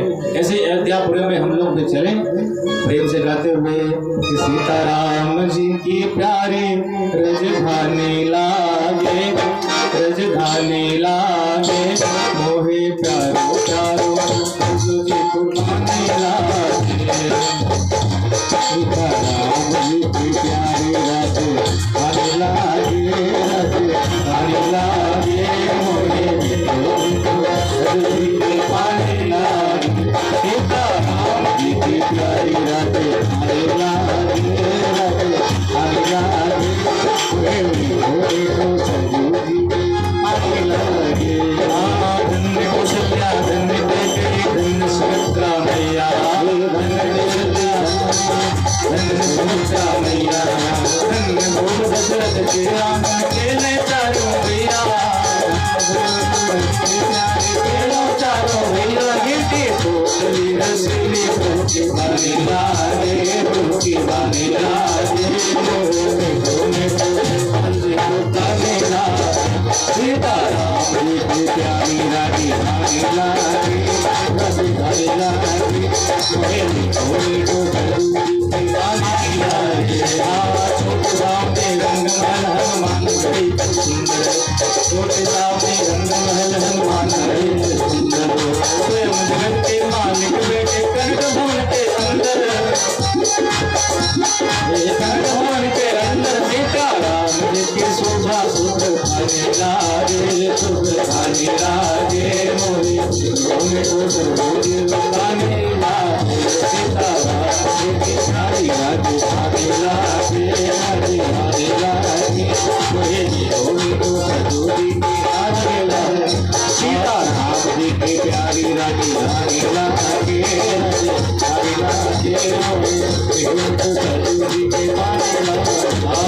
जय श्री राम गणपत भैया जय राम, जय सिया राम, जय सिया राम गणपत भैया मुझे पाने करे कीर्तन संतम गण मन गली गली में बोले, करे कीर्तन संतम गण मन गली गली में बोले। सीता मारा धुन प्यारी लागे मोहे प्यारी लागे मोहे सीताराम जी की प्यारी रानी रानी लागे, रजधानी लागे मोहे को जरूरी पानी लागे, मोहे को जरूरी पानी लागे। अयोध्यानाथ की जय हो, जय जय श्री सीताराम। तो भैया अयोध्यापुरी की वंदना की गोस्वामी जी ने, उसके बाद कौशल्या जी की वंदना करते हैं कि बंधो कौशल्या से प्राची कीरत जाल सकल जग भाची, प्रगटे जहाँ रघुपत से चारों विश्व सुख रखल घुमति कमल तुषारो। जो पूर्व दिशार्थी का प्रतिनिधित्व कर रही है कौशल्या माता, उनको मैं प्रणाम करता हूँ, जिनके यहाँ भगवान श्री रामभद्र ने जन्म लिया है सारे संसार के कल्याण के लिए। उसके बाद कौशल्या माता के की माता और सुमित्रा माता को, तीनों माताओं को प्रणाम किया है। फिर दशरथ जी को प्रणाम करते हैं, दशरथ जी की वंदना करते हैं कि बंधम अवध भुआर सत्य प्रेम जय राम पद, विश्वरत दीन दयाल तनु तृण इव परिहर। कहते हैं मैं दशरथ जी को प्रणाम कर रहा हूँ, बंधो अवध भुआल सत्य प्रेम जय राम पद, जिनका भगवान राम के चरणों में सत्य प्रेम था। विश्वरत दीन दयाल तन उत्तरण एवं परिहर, तिनके के बाद जिन्होंने अपने तन को त्याग दिया। ऐसे ऐसे दशरथ जी महाराज के चरणों में हम प्रणाम करते हैं। जनकपुर की वंदना की है। प्रणवो जनक परिजन सहित देहु, जाय राम पद गूढ़ स्नेहु, जोग भोग महाराज गोई, राम विलोकन प्रगटो से। जिन्होंने, जिन जनक जी ने अपने भोग को योग में छुपा के रखा था, अपने योग को भोग में छुपा के रखा था। उन जनक जी को मैं प्रणाम कर रहा हूँ जो राम जी को देखते ही जिनका योग छुपा हुआ था तुरंत प्रकट हो गया। ऐसे से जनक जी को, जनक जी के वंश में जितने भी हुए हैं सबको प्रणाम। फिर भरत जी की वंदना करते हैं कि प्रणवं प्रथम भरत के चरणा, जा सुने व्रत जाहि न बरना। प्रणवं प्रथम भरत के चरणा,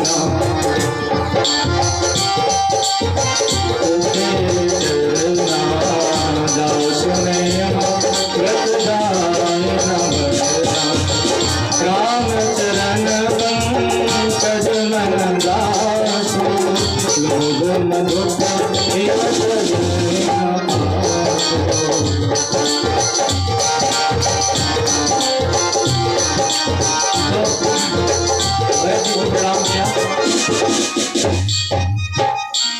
बंदों प्रथम भरत के चरणा, जासु नियम व्रत जाहि न बरना। जिन भरत जी का जो नियम और व्रत है उसको वर्णन नहीं कर सकते हैं। राम चरण पंकज मन जासु, राम जी के चरण कमल रूपी जो पंकज है उसमें जिनका मन लगा हुआ है, लोग मधुर तजय न पास। जैसे भंवरा यदि कमल पर बंध बैठ जाए उसका छोड़ने का मन नहीं करता है, उसके पराग को चूसता रहता है। उसी प्रकार भरत जी महाराज राम जी के चरण कमलों के भंवरा है, निरंतर मंडराते रहते हैं, कभी छोड़ते नहीं है राम जी के चरणों को। और लक्ष्मण जी की वंदना की, बंधु लक्ष्मण पद जाता, शीतल सुभग भगत सुख दाता। जिन लक्ष्मण जी के जो चरण हैं शीतल हैं, ठंडे हैं, सुभग हैं, सुंदर हैं, कल्याणप्रद हैं और सुखदाता है। शत्रुघ्न जी की वंदना करते हैं, तेरे कुशोदन पद कमल नमामि, सूर सुशील भरत अनुगामी। श्री शत्रुघ्न जी की वंदना करते हैं और उसके बाद हनुमान जी की वंदना करते हैं कि महावीर बिनवो हनुमान, रामदासु जस आप बखान। हनुमान जी की वंदना की है गोस्वामी जी महाराज ने। जो हनुमान जी का जो जस है उस जस को भगवान श्री राम ने स्वयं अपने मुख से बखाना है, कहा है। ऐसे राम जी, ऐसे हनुमान जी की हम बार बार वंदना करते हैं। अब फिर जानकी माता की वंदना करते हैं कि जनक सुता जग जननी जानकी, अतिशय प्रिय करुणा निधान की। ताके जुग पद कमल मनावं, जासु कृपा निर्मल मति पावं। मैं माता जानकी को प्रणाम कर रहा हूँ। कैसी है? बोले जनक सुता जग जननी जानकी, जो जगत की माता है, जगत जननी है। अतिशय प्रिय करुणा निधान की, जो अतिशय प्रिय है और करुणा के निधान है, करुणा प्रिय है माता जी। ताकि जुगपद कमल मनावो, उनके चरण कमलों में मैं मनाता हूँ। जासु कृपा निर्मल मति पावो, उनके ही चरण कमलों में ऐसी प्रार्थना है कि हे भगवती हमको निर्मल मति प्रदान करें ताकि मैं भगवान के चरित्रों को गा सकूँ। देखिए ये है मानस गायत्री। हमारी जो माताएं बहनें हैं, यदि गायत्री मंत्र को जपने का अधिकार नहीं है, जो गायत्री मंत्र है वो माताएं जप नहीं सकती हैं, लेकिन मानस गायत्री जो है इस गायत्री मंत्र को जप सकती हैं। गायत्री मंत्र को वही जप सकते हैं जो जनेऊधारी हैं, जो जनेऊ पहनते हैं, बाकी सब नहीं जप सकते हैं। इसलिए ये मानस गायत्री है। हर व्यक्ति, हर वर्ण का व्यक्ति, चाहे महिला हो, पुरुष हो, ऊंच हो, नीच हो, कोई भी हो, सब जप सकते हैं। और इसको जपने का लाभ क्या है? बोले जासु कृपा निर्मल मति पावो। और यदि भैया मन निर्मल हो गया तो भगवान हमसे दूर नहीं है। तो कल भी कहा था, निर्मल मन जन सो नहीं पावा। मन की निर्मलता ही भगवान को प्राप्त करवाती है।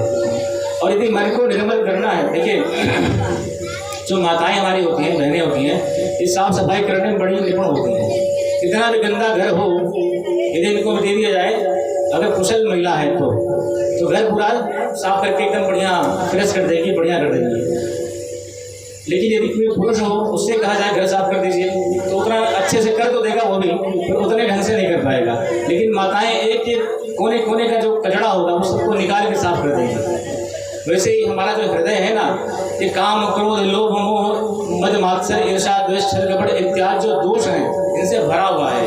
और इसमें हम चाहते हैं भगवान राम आकर के बैठें। तो उनको यदि बिठाना है तो जानकी माता से प्रार्थना करो कि हे भगवती, आप हमारे हृदय में आकर के बैठो और हमारे हृदय रूपी जो काम, क्रोध रूपी जो शत्रु हैं, जितने दुख हैं, जितने मल हैं, उन सबको आप नष्ट कर दो और भगवान श्री राम जी के रहने के लायक बना दीजिए। इसलिए गोस्वामी जी ने सुंदरकांड में कुछ मांगा भगवान से, सिर्फ यही मांगा, हे प्रभु आप अपनी हमें अविरल भक्ति प्रदान कर दीजिए। इसलिए भक्ति, अविरल भक्ति जो कामादिक दोष रहितम कुरु मानसम, कामादिक दोष रहित वाली जो भक्ति है, उस भक्ति को छोड़ करके हमारे हृदय में आकर के निवास कीजिए। इसलिए जानकी माता को वंदना किया करते, भगवान राम को वंदना करते हैं गोस्वामी जी। जीव नयन धरे धनुषायक भगवत विपत्ति भंजन सुखदायक। जो भगवान राम के जो नयन है, भक्तों की विपत्ति को हरण करने के लिए भगवान राम सुख के दायक हैं, ऐसे भगवान राम को हम प्रणाम करते हैं। फिर भगवान के राम नाम की वंदना कर रहे हैं। और राम नाम की वंदना में क्या कहते हैं कि वंदो नाम राम रघुवर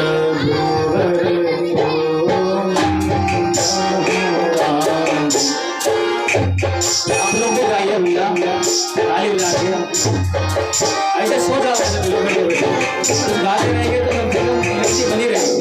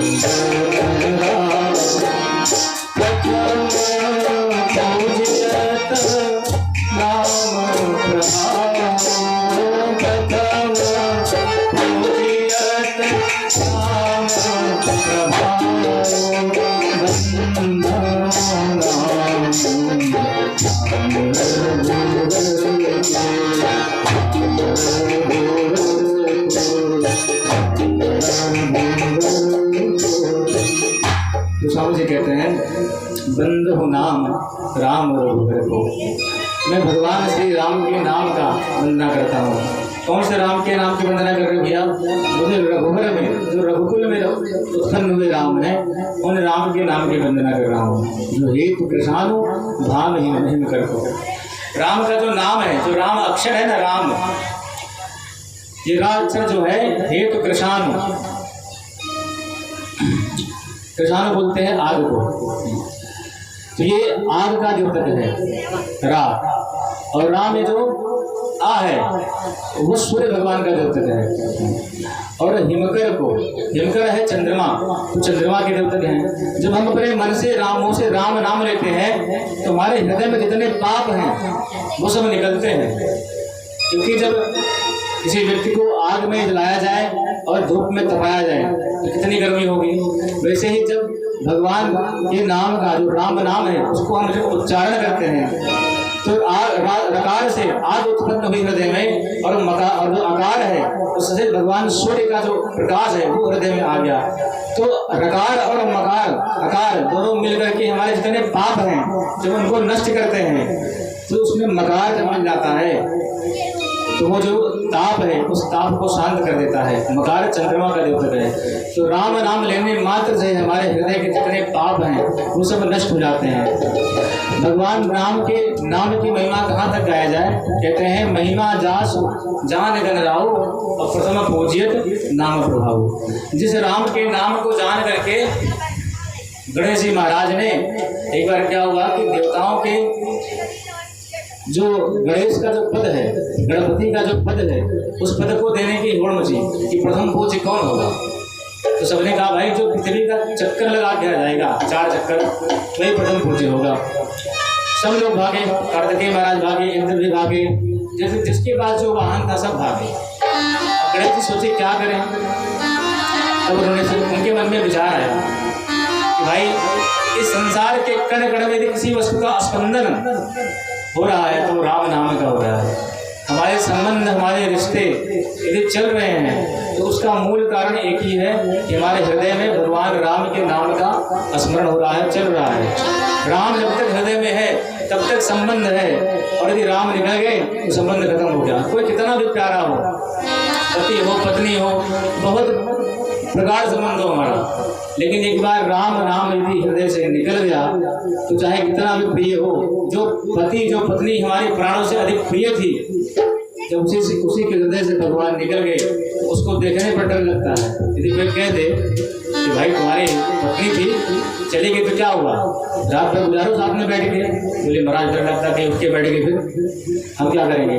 तो जितनी प्रिय पत्नी थी, राम नाम निकलने के बाद में भगवान जब निकल गए तो वो अप्रिय हो गए। उसी प्रकार से कहते हैं सारा संबंध जो टिका है संसार का वो राम नाम के ऊपर ही टिका है। इसलिए नाम भले छोटा है पर काम बहुत बड़ा है।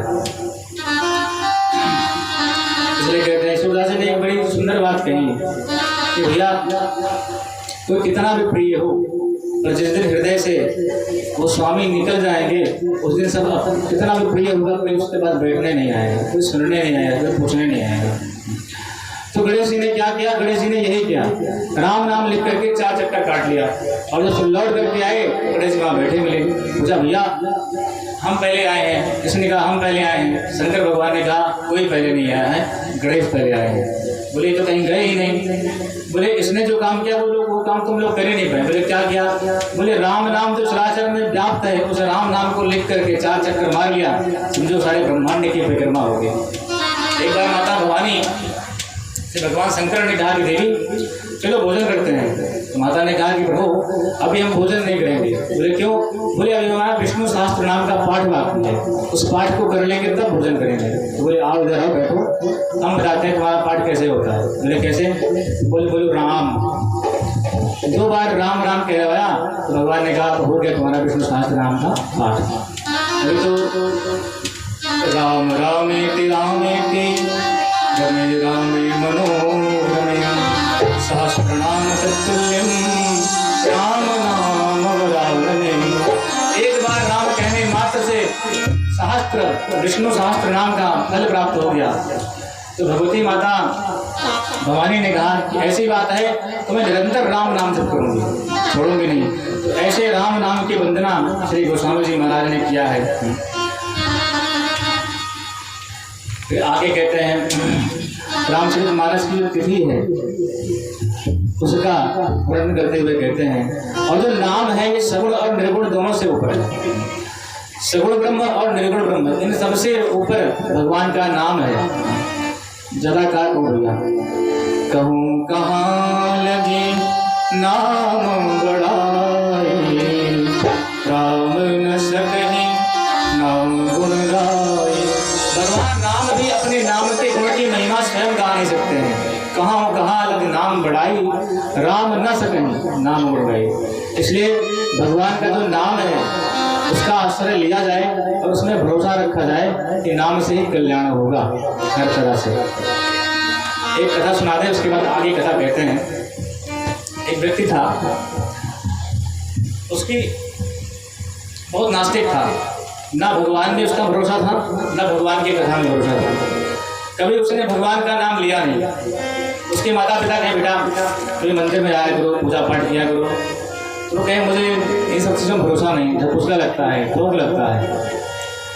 तो गुरु जी से कहा गुरु जी इसके कल्याण का कुछ उपाय कीजिए, कुछ साधन करिए, इसका कल्याण हो जाए। गुरु जी ने कहा ठीक है, उसको मेरे पास लेकर के आओ।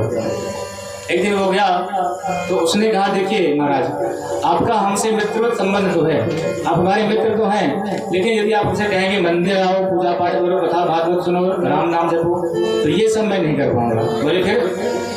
बोले संबंध रखेंगे। महात्मा ने कहा ठीक है, तुम संबंध नहीं रखो मेरे से। बोले हाँ हम संबंध आपसे रखेंगे पर कुछ कहेंगे करने के लिए तो मैं करूँगा नहीं। बोले ठीक है मत करना भैया, पर तुम मेरे साथ संबंध रखो। बोले ठीक है। समय बीतता गया। एक दिन की बात, जंगल में दोनों महात्मा और वो नास्तिक व्यक्ति जा रहे थे। महात्मा पहुँचे, उसने कहा ऐसा है, कुछ कहना है तुमसे। बोले हाँ बताओ। बोले मेरे कहने से सिर्फ एक बार कह दो राम। उस व्यक्ति ने कहा फायदा क्या होगा? बोले ये बताओ कि बीड़ी पीते हो, सिगरेट पीते हो, गुटखा खाते हो, शराब पीते हो, इससे फायदा क्या होता है? उसने कहा भाई देखो फायदा तो नहीं होता है, पर अमल लगी है, अमल लगती है तो पी लेते हैं। बोले जब बिना फायदे की चीज़ इतनी बार खा सकते हो तो जो बेशकीमती भगवान का राम का नाम है, उस नाम को एक बार ले नहीं सकते हो क्या? एक बार बोलो खाली राम।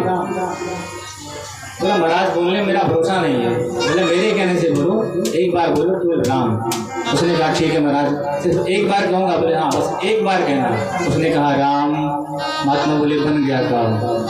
बस अब एक बात मेरी और मान लेना, इस राम नाम के बदले यदि तुम्हें कोई कुछ देने की बस बात है कि तुमको क्या चाहिए, तो कभी कुछ मांगना नहीं इससे, क्या इसके बदले जो फल होता हो वो फल मुझे मिल जाए, पर मुझे कुछ लेना नहीं। बोला ठीक है महाराज नहीं मांगेंगे। समय बीता, उसका प्राणांत हो गया। यमराज के यहाँ पर गया, चित्रगुप्त ने पूरा चिट्ठा दिखाया। बोले महाराज नंबर 1 का पापी है, VIP कोटे का पापी आया है, एकदम स्पेशल डिग्री का पापी है। बोले देखो कि पुण्य काम क्या नहीं किया है? बोले एक बार एक महात्मा के कहने से जबरदस्ती उसने राम कहा है। अच्छा। बोले हाँ। बोले भैया देखो पुण्य का फल स्वर्ग होता है और पाप का फल नरक होता है, लेकिन एक बार राम कहने का फल क्या होता है ये तो मुझे भी नहीं पता। बोले चलो चलते हैं, इंद्र के पास पहुँचते हैं। इंद्र से पूछा तो इंद्र ने कहा देखो भैया हम सब भोगी आदमी हैं, निरंतर भोग करते रहते हैं, तो हमें पता ही नहीं है कि राम नाम लेने का फल क्या होता है। बोले फिर ब्रह्मा जी से पूछो, चारों मुँह से उनके वेद निकलता रहता है। ब्रह्मा जी के पास गए। बोले महाराज आप बताइए एक बार राम नाम लेने का फल क्या है? ब्रह्मा जी ने कहा देखो भाई ना हम राम नाम लेते हैं और ना जानते हैं, हमारे मुँह से चारों मुखों से वेद निकलता रहता है, वेद का पाठ होता रहता है। इसलिए इस राम नाम को लेने वाले पक्के रसिक शंकर भगवान हैं। इनसे पूछो कि राम नाम का फल क्या होता है। क्योंकि शंकर भगवान क्या करते हैं? तुम पुण्य राम नाम दिन राते, तुम पुण्य राम नाम दिन राते, नाम दिन राते, सादर जपहु अनंत कराते, सादर जपहु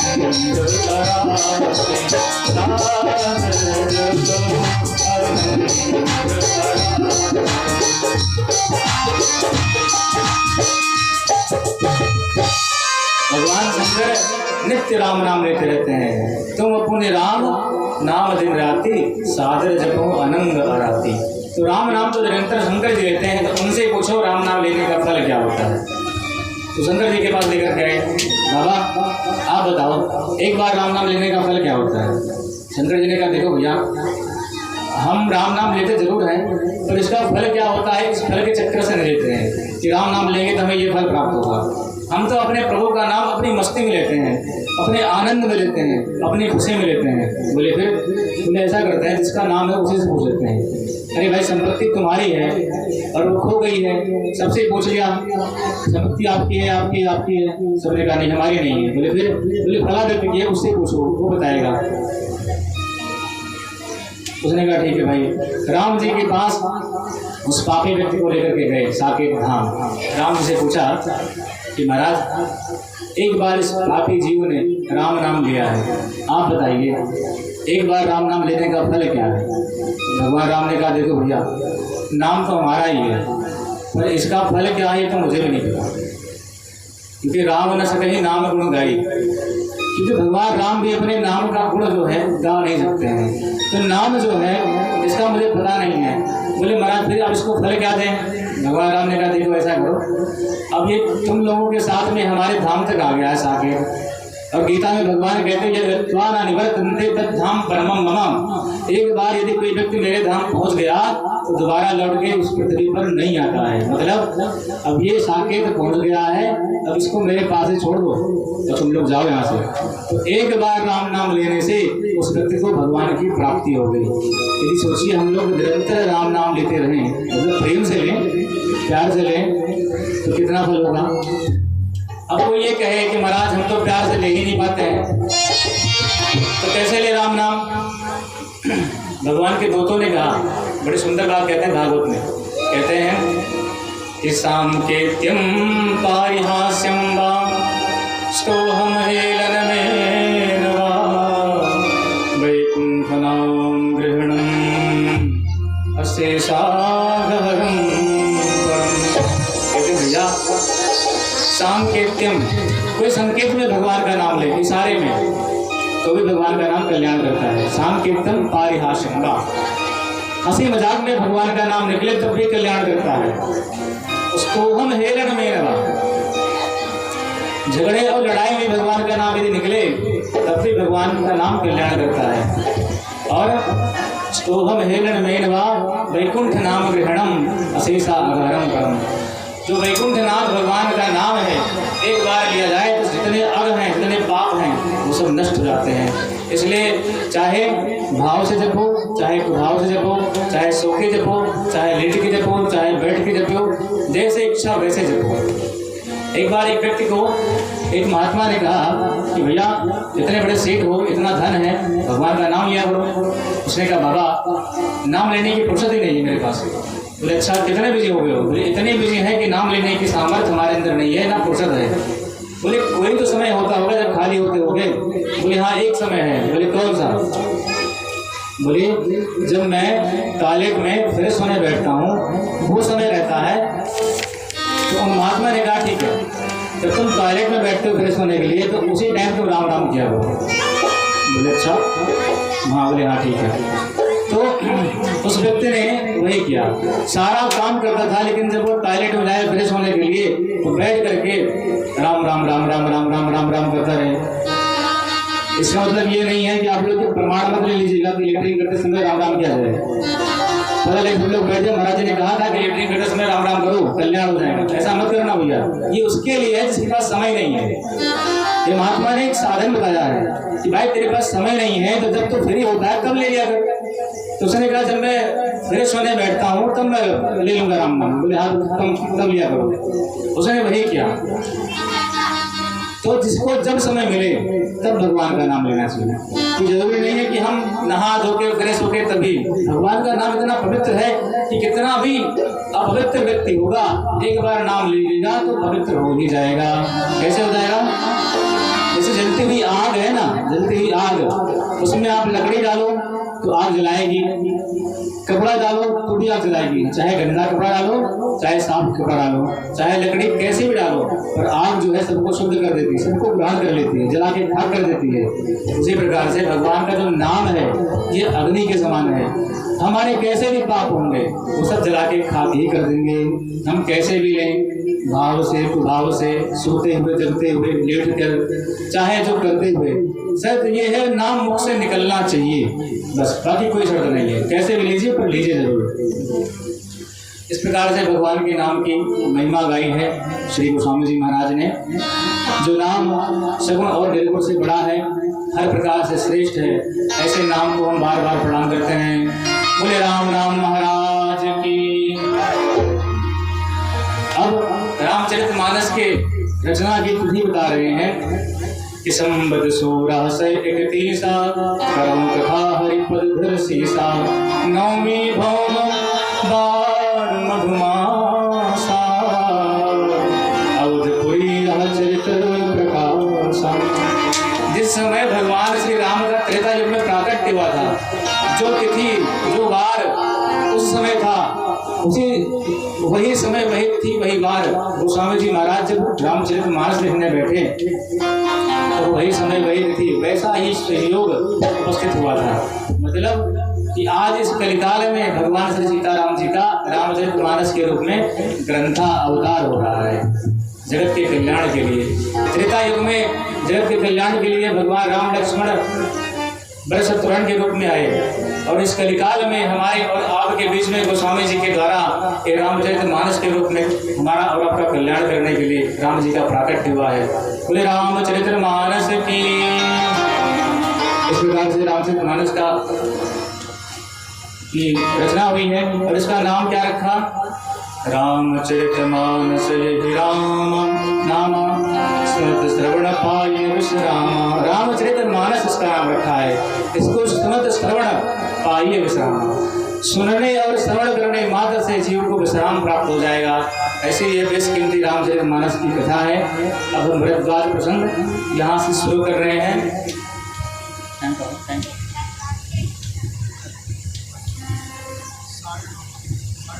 साढ़े 9 आधे घंटे कथा और बोलेंगे। 10 बजे आपको आरती करा के छुट्टी कर देंगे। तो आधे घंटे कथा और सुन लीजिए, उसके बाद प्रेम से अपने घर जाइए प्रसाद लेके। तो स्वामी जी कहते हैं कि प्रयागराज में कि भरद्वाज मुनि बसहि प्रयागा, तिन्हि राम पद अति अनुरागा। भरद्वाज मुनि बसहि प्रयागा, तिन्हि राम पद अति अनुरागा। जाग ललित मुनि परम विवेकी, भरद्वाज राखे जग नाते बड़ संशय मोरे, नाते बड़ संशय मोरे। करगत वेद कर सब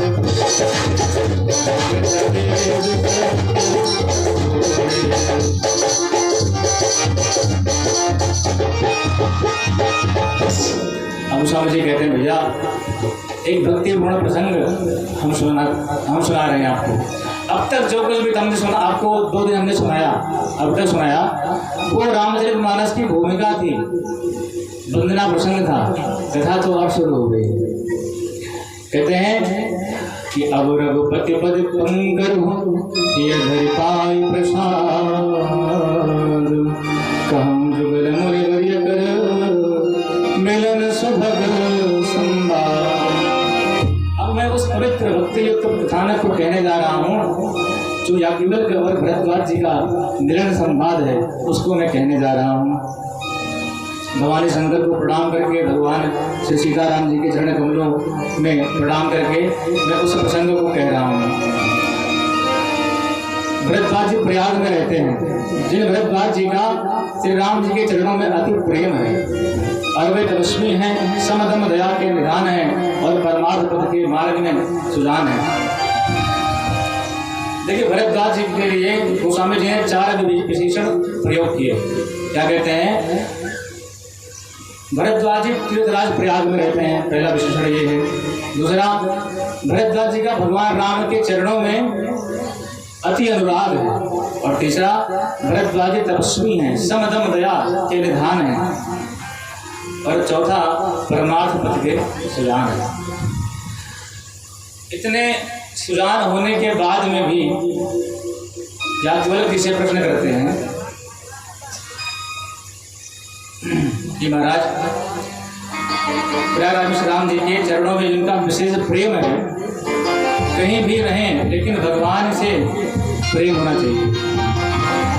किरण वन व्याधि विपत्ति में कहूँ रहे यहाँ गए, तुलसी सीताराम सो लगो चाहिए ने।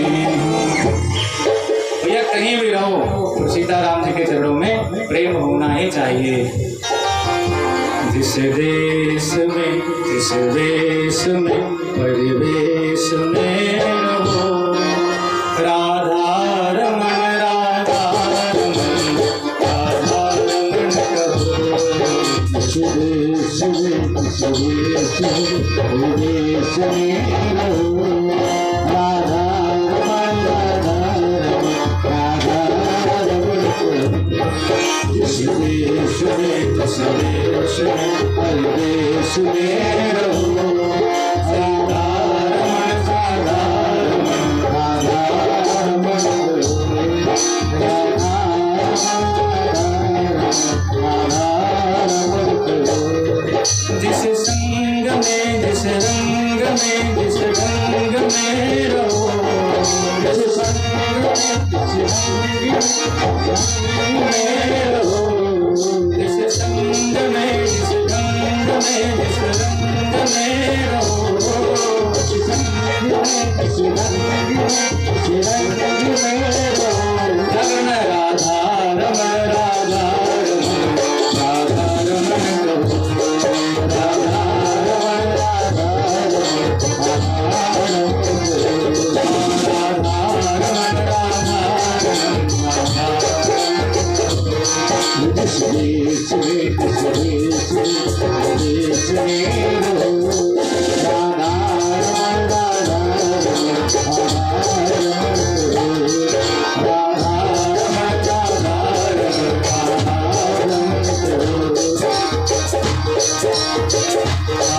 चाहे गाँव में परदेश में या विदेश में रहो चाहे गाँव में परदेश में या विदेश में रहो चाहे गाँव में परदेश में या विदेश में रहो राधा रमण राधा रमण राधा रमण राधा रमण राधा जिस देश में परदेश में रहो राधा रमण राधा रमण राधा रमण राधा रमण राधा रमण राधा रमण जिस देश में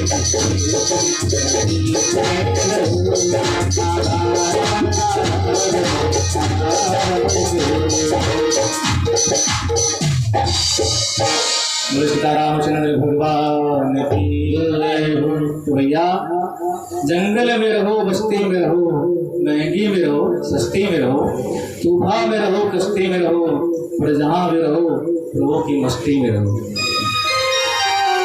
कहते हैं कि बाहर से हम कहीं भी रहें जरूरी ये नहीं है पर हमारा मन हमारा ध्यान जो है वो भगवान में होना चाहिए। भरद्वाज मुनि बसे प्रयागराज में रहते हैं जहाँ 3 नदियों का संगम है गंगा यमुना सरस्वती। और कितनी अद्भुत बात है भरद्वाज जी के मन में राम जी के चरणों में अनुराग है और भगवान का अनुराग लेकर कोई महात्मा जहाँ रहता है वहाँ ज्ञान भक्ति और वैराग्य की जो धारा है वो बहती ही बहती है। धर्म की जो धारा है ये तीनों धाराएं एक साथ मिल जाती है और वहाँ संगम का स्नान का सुख प्राप्त होता है। तो कहते हैं महाराज भरद्वाज जी बैठे हैं और हर वर्ष वहाँ प्रयाग में प्रति संवत अति होई आनंदा प्रति संवत अति होई आनंदा मकर मज्जिगो नहीं मुनि वृंदा। प्रति संवत में मकर स्नान होता है सारे मुनि लोग आते हैं स्नान करते हैं प्रत्येक वर्ष माघ मेला लगता है और सभी मंडलेश्वर महामंडलेश्वर जगत गुरु बैठ करके धर्म की जिस धर्म को हम साल भर पालन करते हैं उस धर्म का की चर्चा करते हैं और फिर हम लोग उसके अनुसार अपने जीवन को व्यतीत करते हैं। तो एक बार भरी मकर नहाए सब मुनि आश्रम से आए सारे मुनि आश्रम पर आए और सबने गंगा यमुना सरस्वती में डुबकी लगाई और यहाँ केवल जी जब जाने लगे तो भरद्वाज जी ने चरण पकड़कर उनसे निवेदन किया महाराज एक निवेदन सुन लीजिए। क्या निवेदन भैया कि जाग बुलिक मुनि परम विवेकी भरद्वाज राखे पद देखी जाग बुलिक मुनि परम विवेकी भरद्वाज राखे पद देखी भरद्वाज मुनि परम विवेकी भरद्वाज राखे पद देखी नाथ एक बड़ संशय मोरे गर्ग वेद तप सब नाथ एक बड़ संशय मोरे गर्ग वेद तप सब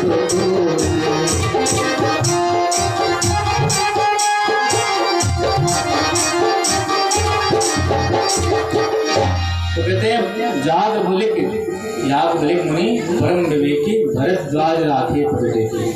उनको रोक लिया महाराज शरीर रुक जाएगी इसलिए रुके भैया बोले एक संशय मन में है और यदि उस संशय को मैं आपसे नहीं कहता हूँ तो बड़ी हानि होती है। हम चाहते हैं कि उस संशय का आप निवारण कर दे, तब यहाँ से प्रस्थान करें। अच्छा, क्या संशय है? उनको बिठाया और रुक गए, उनके चरणों को पखारा, उसके बाद उनका चरणामृत लिया, पूजन किया। कहते हैं महाराज, भगवान का जो नाम है, राम नाम का पूरे संसार में बड़ा चमत्कार है, बड़ा प्रभाव है। कोई सिंपल सा व्यक्ति ले तो बात अलग है, लेकिन जो अविनाशी भगवान शंकर हैं, संतत जगत शंभु अविनाशी, जो अविनाशी शंकर जी हैं, वो भी निरंतर राम नाम का जप करते रहते हैं। हम चाहते हैं कि आप ये बताएं कि ये राम जी कौन है? कहते हैं महाराज, प्रत्येक प्राणी जो है राम नाम के द्वारा ही जी रहा है, लेकिन हमारा जो मन में शंका है, तो शंका ये है कि क्या यह वही राम है जिसको शंकर जी जपते हैं, या कोई और राम है? एक राम के बारे में तो हम सब जानते हैं महाराज, जो दशरथ जी के पुत्र हैं, और उनमें मुझे सिर्फ थोड़ी चीज दिखाई पड़ती है। क्या? महाराज कि एक राम अवधेश कुमारा, तिनकर चरित विदित संसारा। एक राम अवधेश कुमारा, तिनकर चरित विदित संसारा।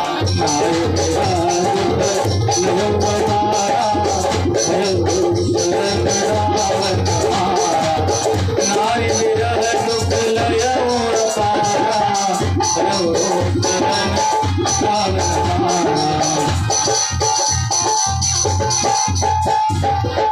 एक राम के बारे में सब जानते हैं। एक राम अवधेश कुमारा, दशरथ जी के पुत्र हैं, तिनकर चरित विदित संसारा, सारा संसार जानता है। यहाँ ऐसा पंडाल में बैठा कौन सा व्यक्ति है जो राम के चरित्र को जानता ना हो? चाहे हमारी माताएं बहनें हो, चाहे हमारे भाई लोग हों, चाहे जो भी, सब भगवान राम के चरित्र को जानते हैं। राम ने क्या क्या किया है सब जानते हैं। तो उनका चरित्र विदित है पूरे संसार में, लेकिन कह क्या रहे हैं, उनमें हमें सिर्फ दो वस्तु दिखाई पड़ती है। कौन सी दो चीज दिखाई पड़ती है? बोले एक तो राग और दूसरा रोष। नारी का हरण, नारी में राग, नारी में प्रेम, उसमें आसक्ति, और उसका हरण हो गया तो उसके धारण करने वाले को, खानदान को नष्ट कर दिया। ऐसा दुख, ऐसा कष्ट, ऐसा क्रोध कि पूरे संसार को, पूरे उसके खानदान को रावण के नष्ट कर दिया। तो दो ही वस्तु राम जी में दिखाई पड़ती है, राग और रोष।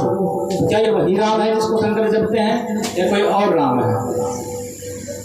तो श्री कहते हैं महाराज, होई न विमल विवेक गुरुशन कियो दुराव। ये हमारे मन में बड़ा शंका है, और हम चाहते हैं कि आप इस शंका का निवारण कर दीजिए। क्योंकि यदि हम गुरुदेव भगवान से कोई शंका उनके सामने कहते नहीं हैं, उनके सामने प्रकट नहीं करते हैं, तो हमारा जो अज्ञान का अंधकार है वो नष्ट नहीं होता है। इसलिए हम आपसे चाहते हैं कि आप हमारे इस संशय का निराकरण कर दीजिए। यादव जी कहते हैं, मुस्कुराए और बोले, भैया एक बार क्या हुआ,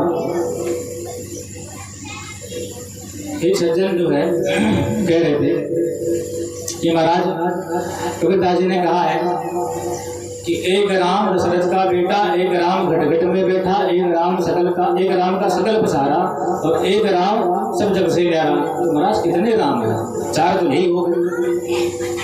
बोले भैया चार नहीं, एक ही है। कबीरदास जी ने चार कहा नहीं, उन्होंने एक ही तो कहा, एक राम का जगत पसारा, एक राम घट घट में बैठा, एक राम दशरथ का बेटा, एक राम जग से न्यारा। तो एक की ही बात तो कही है। तो बोले महाराज ऐसे कैसे हो सकता है? वो एक कैसे हो सकता है? बोले ऐसा ही बताओ, जब तुम अपने घर में होते हो तो अपने पिता के पुत्र होते हो, और बेटे के पिता होते हो, पत्नी के पति होते हो, और पति के और पत्नी के पति होते हो, और माँ के पुत्र होते हो। तो अब बताओ, तुम पिता हो कि बेटा हो, पुत्र हो कि पिता हो, क्या हो कि पति हो? बोले महाराज संबंधों के अनुसार हमारे संबंधों जिसके जैसे संबंध होते हैं वैसे हमारे संबंध नाम पड़ जाते हैं। बोले भैया भगवान तो वही है, भगवान एक ही है, अलग नहीं है, पर उन्हीं भगवान ने सब कुछ ऐसे किया है। तो बोले अगर तुम इस चीज़ को ऐसे समझ नहीं रहे हो, ऐसे समझ लो कि वही राम दशरथ का बेटा, वही राम घट घट में बैठा, वही राम का सकल पसारा, और वही राम सब जग से लड़ा। राम तो वही है। जैसे तुम एक हो और संबंध के अनुसार तुम्हारे भेद अनेक हो गए हैं, वैसे राम एक ही है। हमारे संबंधों के अनुसार, भावना के अनुसार भगवान अनेक दिखाई पड़ते हैं।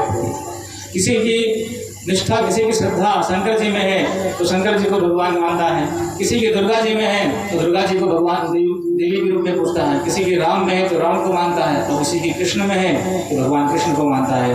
तो परमात्मा जो तत्व है वह एक ही है, अलग नहीं है, बस उसके भेद अलग अलग हो गए हैं। जैसे गन्ना है, गन्ने का ही चीनी बनी और गन्ने का ही गुड़ बना, तो गन्ना तो एक ही है पर चीनी अलग है और गुड़ अलग है। अगर कोई कहे कि जो मिठाई आप चीनी से बना रहे हैं वो मिठाई आप गन्ने से बना लीजिए, गन्ने के रस से बना लीजिए, तो कभी नहीं बना सकते हैं। तो जो वस्तु चीनी करेगी वो चीनी से ही होगा। उसी प्रकार से जो वस्तु, जो चीज़ भगवान ने जिसकी भावना के अनुसार जिसे पका के जिसे उतारा है, वैसे ही भगवान उसकी भावना के अनुसार बन जाते हैं। तो भगवान एक ही है, अलग नहीं है। तो कहते हैं भैया, भरद्वाज जी ने कहा कि महाराज बड़ा संशय है, आप बताइए कि राम जी कौन है। तो भरद्वाज जी कहते हैं कि सुनिए, भगवान कोई अलग नहीं है, भगवान वही है, एक ही है। पर आप जो चीज़ कह रहे हैं कि हो न विमल विवेक और गुरुशन कियो दुराव, और वही हमसे कर रहे हैं। आप सबको जानते हैं और सबको जानते हुए भी अनजान बन रहे हैं। जैसे किसी व्यक्ति को किसी से कुछ सुनना हो ना, तो प्रश्न ऐसा कीजिए कि वो व्यक्ति उस चीज़ को सुनाए। जैसे एक बार क्या हुआ, बीरबल से अकबर ने कहा, तानसेन से अकबर ने कहा कि तानसेन तुम बड़ा सुंदर गाते हो, और क्या तुमसे अच्छा भी कोई गाता है। बोले हाँ महाराज, हमारे गुरुदेव भगवान गाते हैं। तो बोले उनका कभी संगीत सुनाओ। तो बोले गुरुजी ऐसे नहीं गाते हैं। बोले फिर? बोले गुरुजी भगवान श्री बांके बिहारी के सामने गाते हैं। मैं इस संसार के एक राज्य के बादशाह के लिए गाता हूँ, हमारे जो गुरुदेव भगवान हैं उस संसार के बादशाह के लिए गाते हैं। बोले तो कभी उनका संगीत सुनाओ। बोले ठीक है, कभी अवसर मिलेगा सुनाएंगे। एक दिन की बात, वेश बदल के गए, मंदिर में बैठे हुए थे, तानसेन गाना गा रहे थे। तो उन्होंने मालकोस राग गद्य गाया, और जब गद्य गाया तो गुरुजी ने कहा तानसेन कैसे गाते हो, ऐसे नहीं गाते हैं। तो बोले गुरुजी हमें तो ऐसे ही पता था, आप बता दीजिए कैसे गाते हैं। तब श्री हरिदास जी महाराज ने उस मालकोस राग को प्रेम पूर्वक जब गाया, तब उनके अकबर था सुन करके बोला वाह क्या स्वर है, क्या स्वर है। जब इतना कहा तो उनकी आंखें खुल गई, और जब खुली तो बोले ये कौन? बड़ी महाराज जी बादशाह हैं, आपका संगीत सुनने आए थे। तो जैसे अगर बीरबल गलत ना गाते तो अकबर को उनके गुरुदेव के मुख से वो मालकोस राग सुनने को नहीं मिलता। उसी प्रकार से भरद्वाज जी महाराज को शंका नहीं है, पर वो शंका इसलिए कर रहे हैं ताकि हम संसार के मनुष्यों के मन में राम जी को लेकर जो शंकाएं हों, उन शंकाओं का निवारण हो जाए, वो शंकाएं हमारे मन की निकल जाएं। इसलिए वो कहते हैं महाराज चतुराई तुम्हारी मैं जानी। बोले महाराज क्या चतुराई है? तो कहते चाह सुन राम गुण बूढ़ा, सुन राम गुण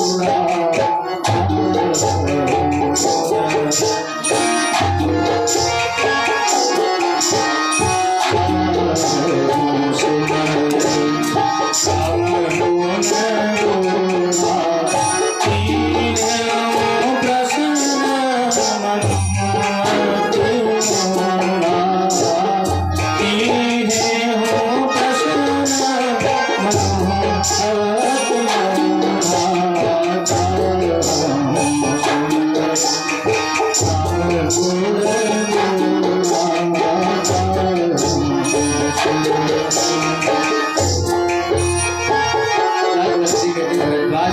तुमको शंका नहीं है, चाहो सुने राम गुण बूढ़ा। तुम बूढ़ राम जी का चरित्र सुनना चाहते हो, और प्रश्न तुमने ऐसा किया है जिसे कोई मूर्ख व्यक्ति करता है। कहते हैं जिस प्रकार से तुमने प्रश्न किया है ना, ऐसे ही एक बार प्रश्न माता पार्वती ने किया था भगवान शंकर से। ऐसे संशय कीन भवानी महादेव तब कहा बखानी। माता पार्वती ने संशय किया और तब श्री याज्ञवल्क्य जी ने भगवान शंकर ने उनको सुनाया था। बोले महाराज क्या शंका किया था माता पार्वती ने? तो कहते हैं कि माता सती के रूप में संशय तो यही किया और राम जी के प्रति पूछा उन्होंने कि महाराज ये ब्रह्म है कौन है? तो बोले किस प्रकार से पूछा था? तो भरद्वाज जी ने याज्ञवल्क्य जी ने कहा देखो भैया अब ये सती प्रसंग जो है संशय कैसे किया, क्या प्रश्न किया, किस प्रकार से किया और सती जी को फिर अपना शरीर से त्याग करके दोबारा पार्वती के रूप में प्रकट हुई, तब शंकर जी से विवाह हुआ। ये सारी कथा आपको हम कल सुनाएंगे। ठीक टाइम बढ़ा दी, टाइम बढ़ा दी है जब लेकर दी टाइम बढ़ा दी कथा है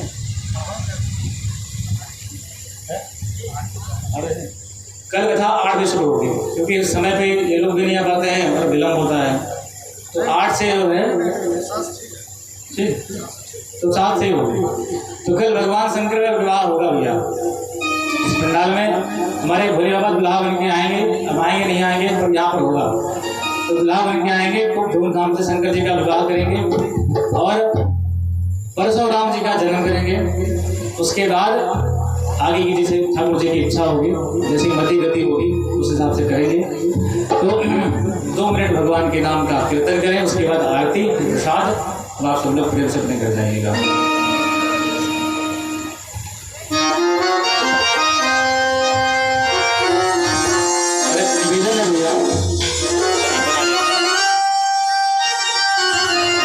सभी लोग जब कीर्तन हो तो नाम भगवान के नाम का स्मरण आप लोग भी किया कीजिए, बोला करिए।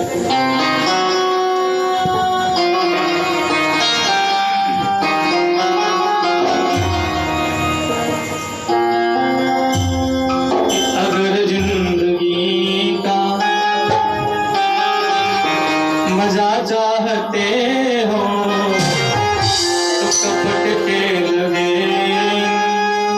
कपाटों को खोलो, सीताराम बोलो, सीताराम बोलो, सीताराम बोलो, सीताराम बोलो। अगर जिंदगी का मजा चाहते हो, अगर जिंदगी का मजा चाहते हो, अगर जिंदगी का मजा चाहते हो, कपट के लगे कपाटों को सीताराम बोलो, सीताराम बोलो, सीताराम बोलो, सीताराम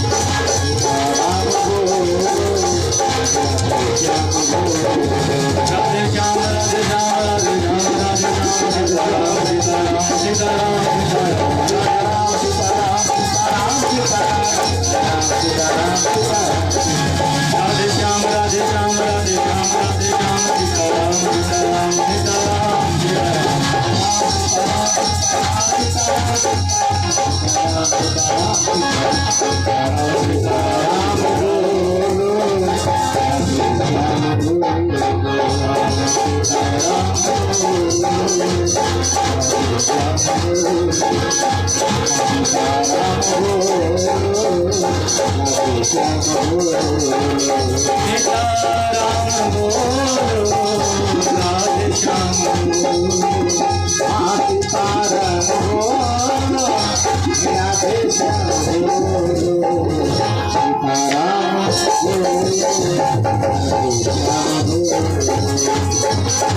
सीताराम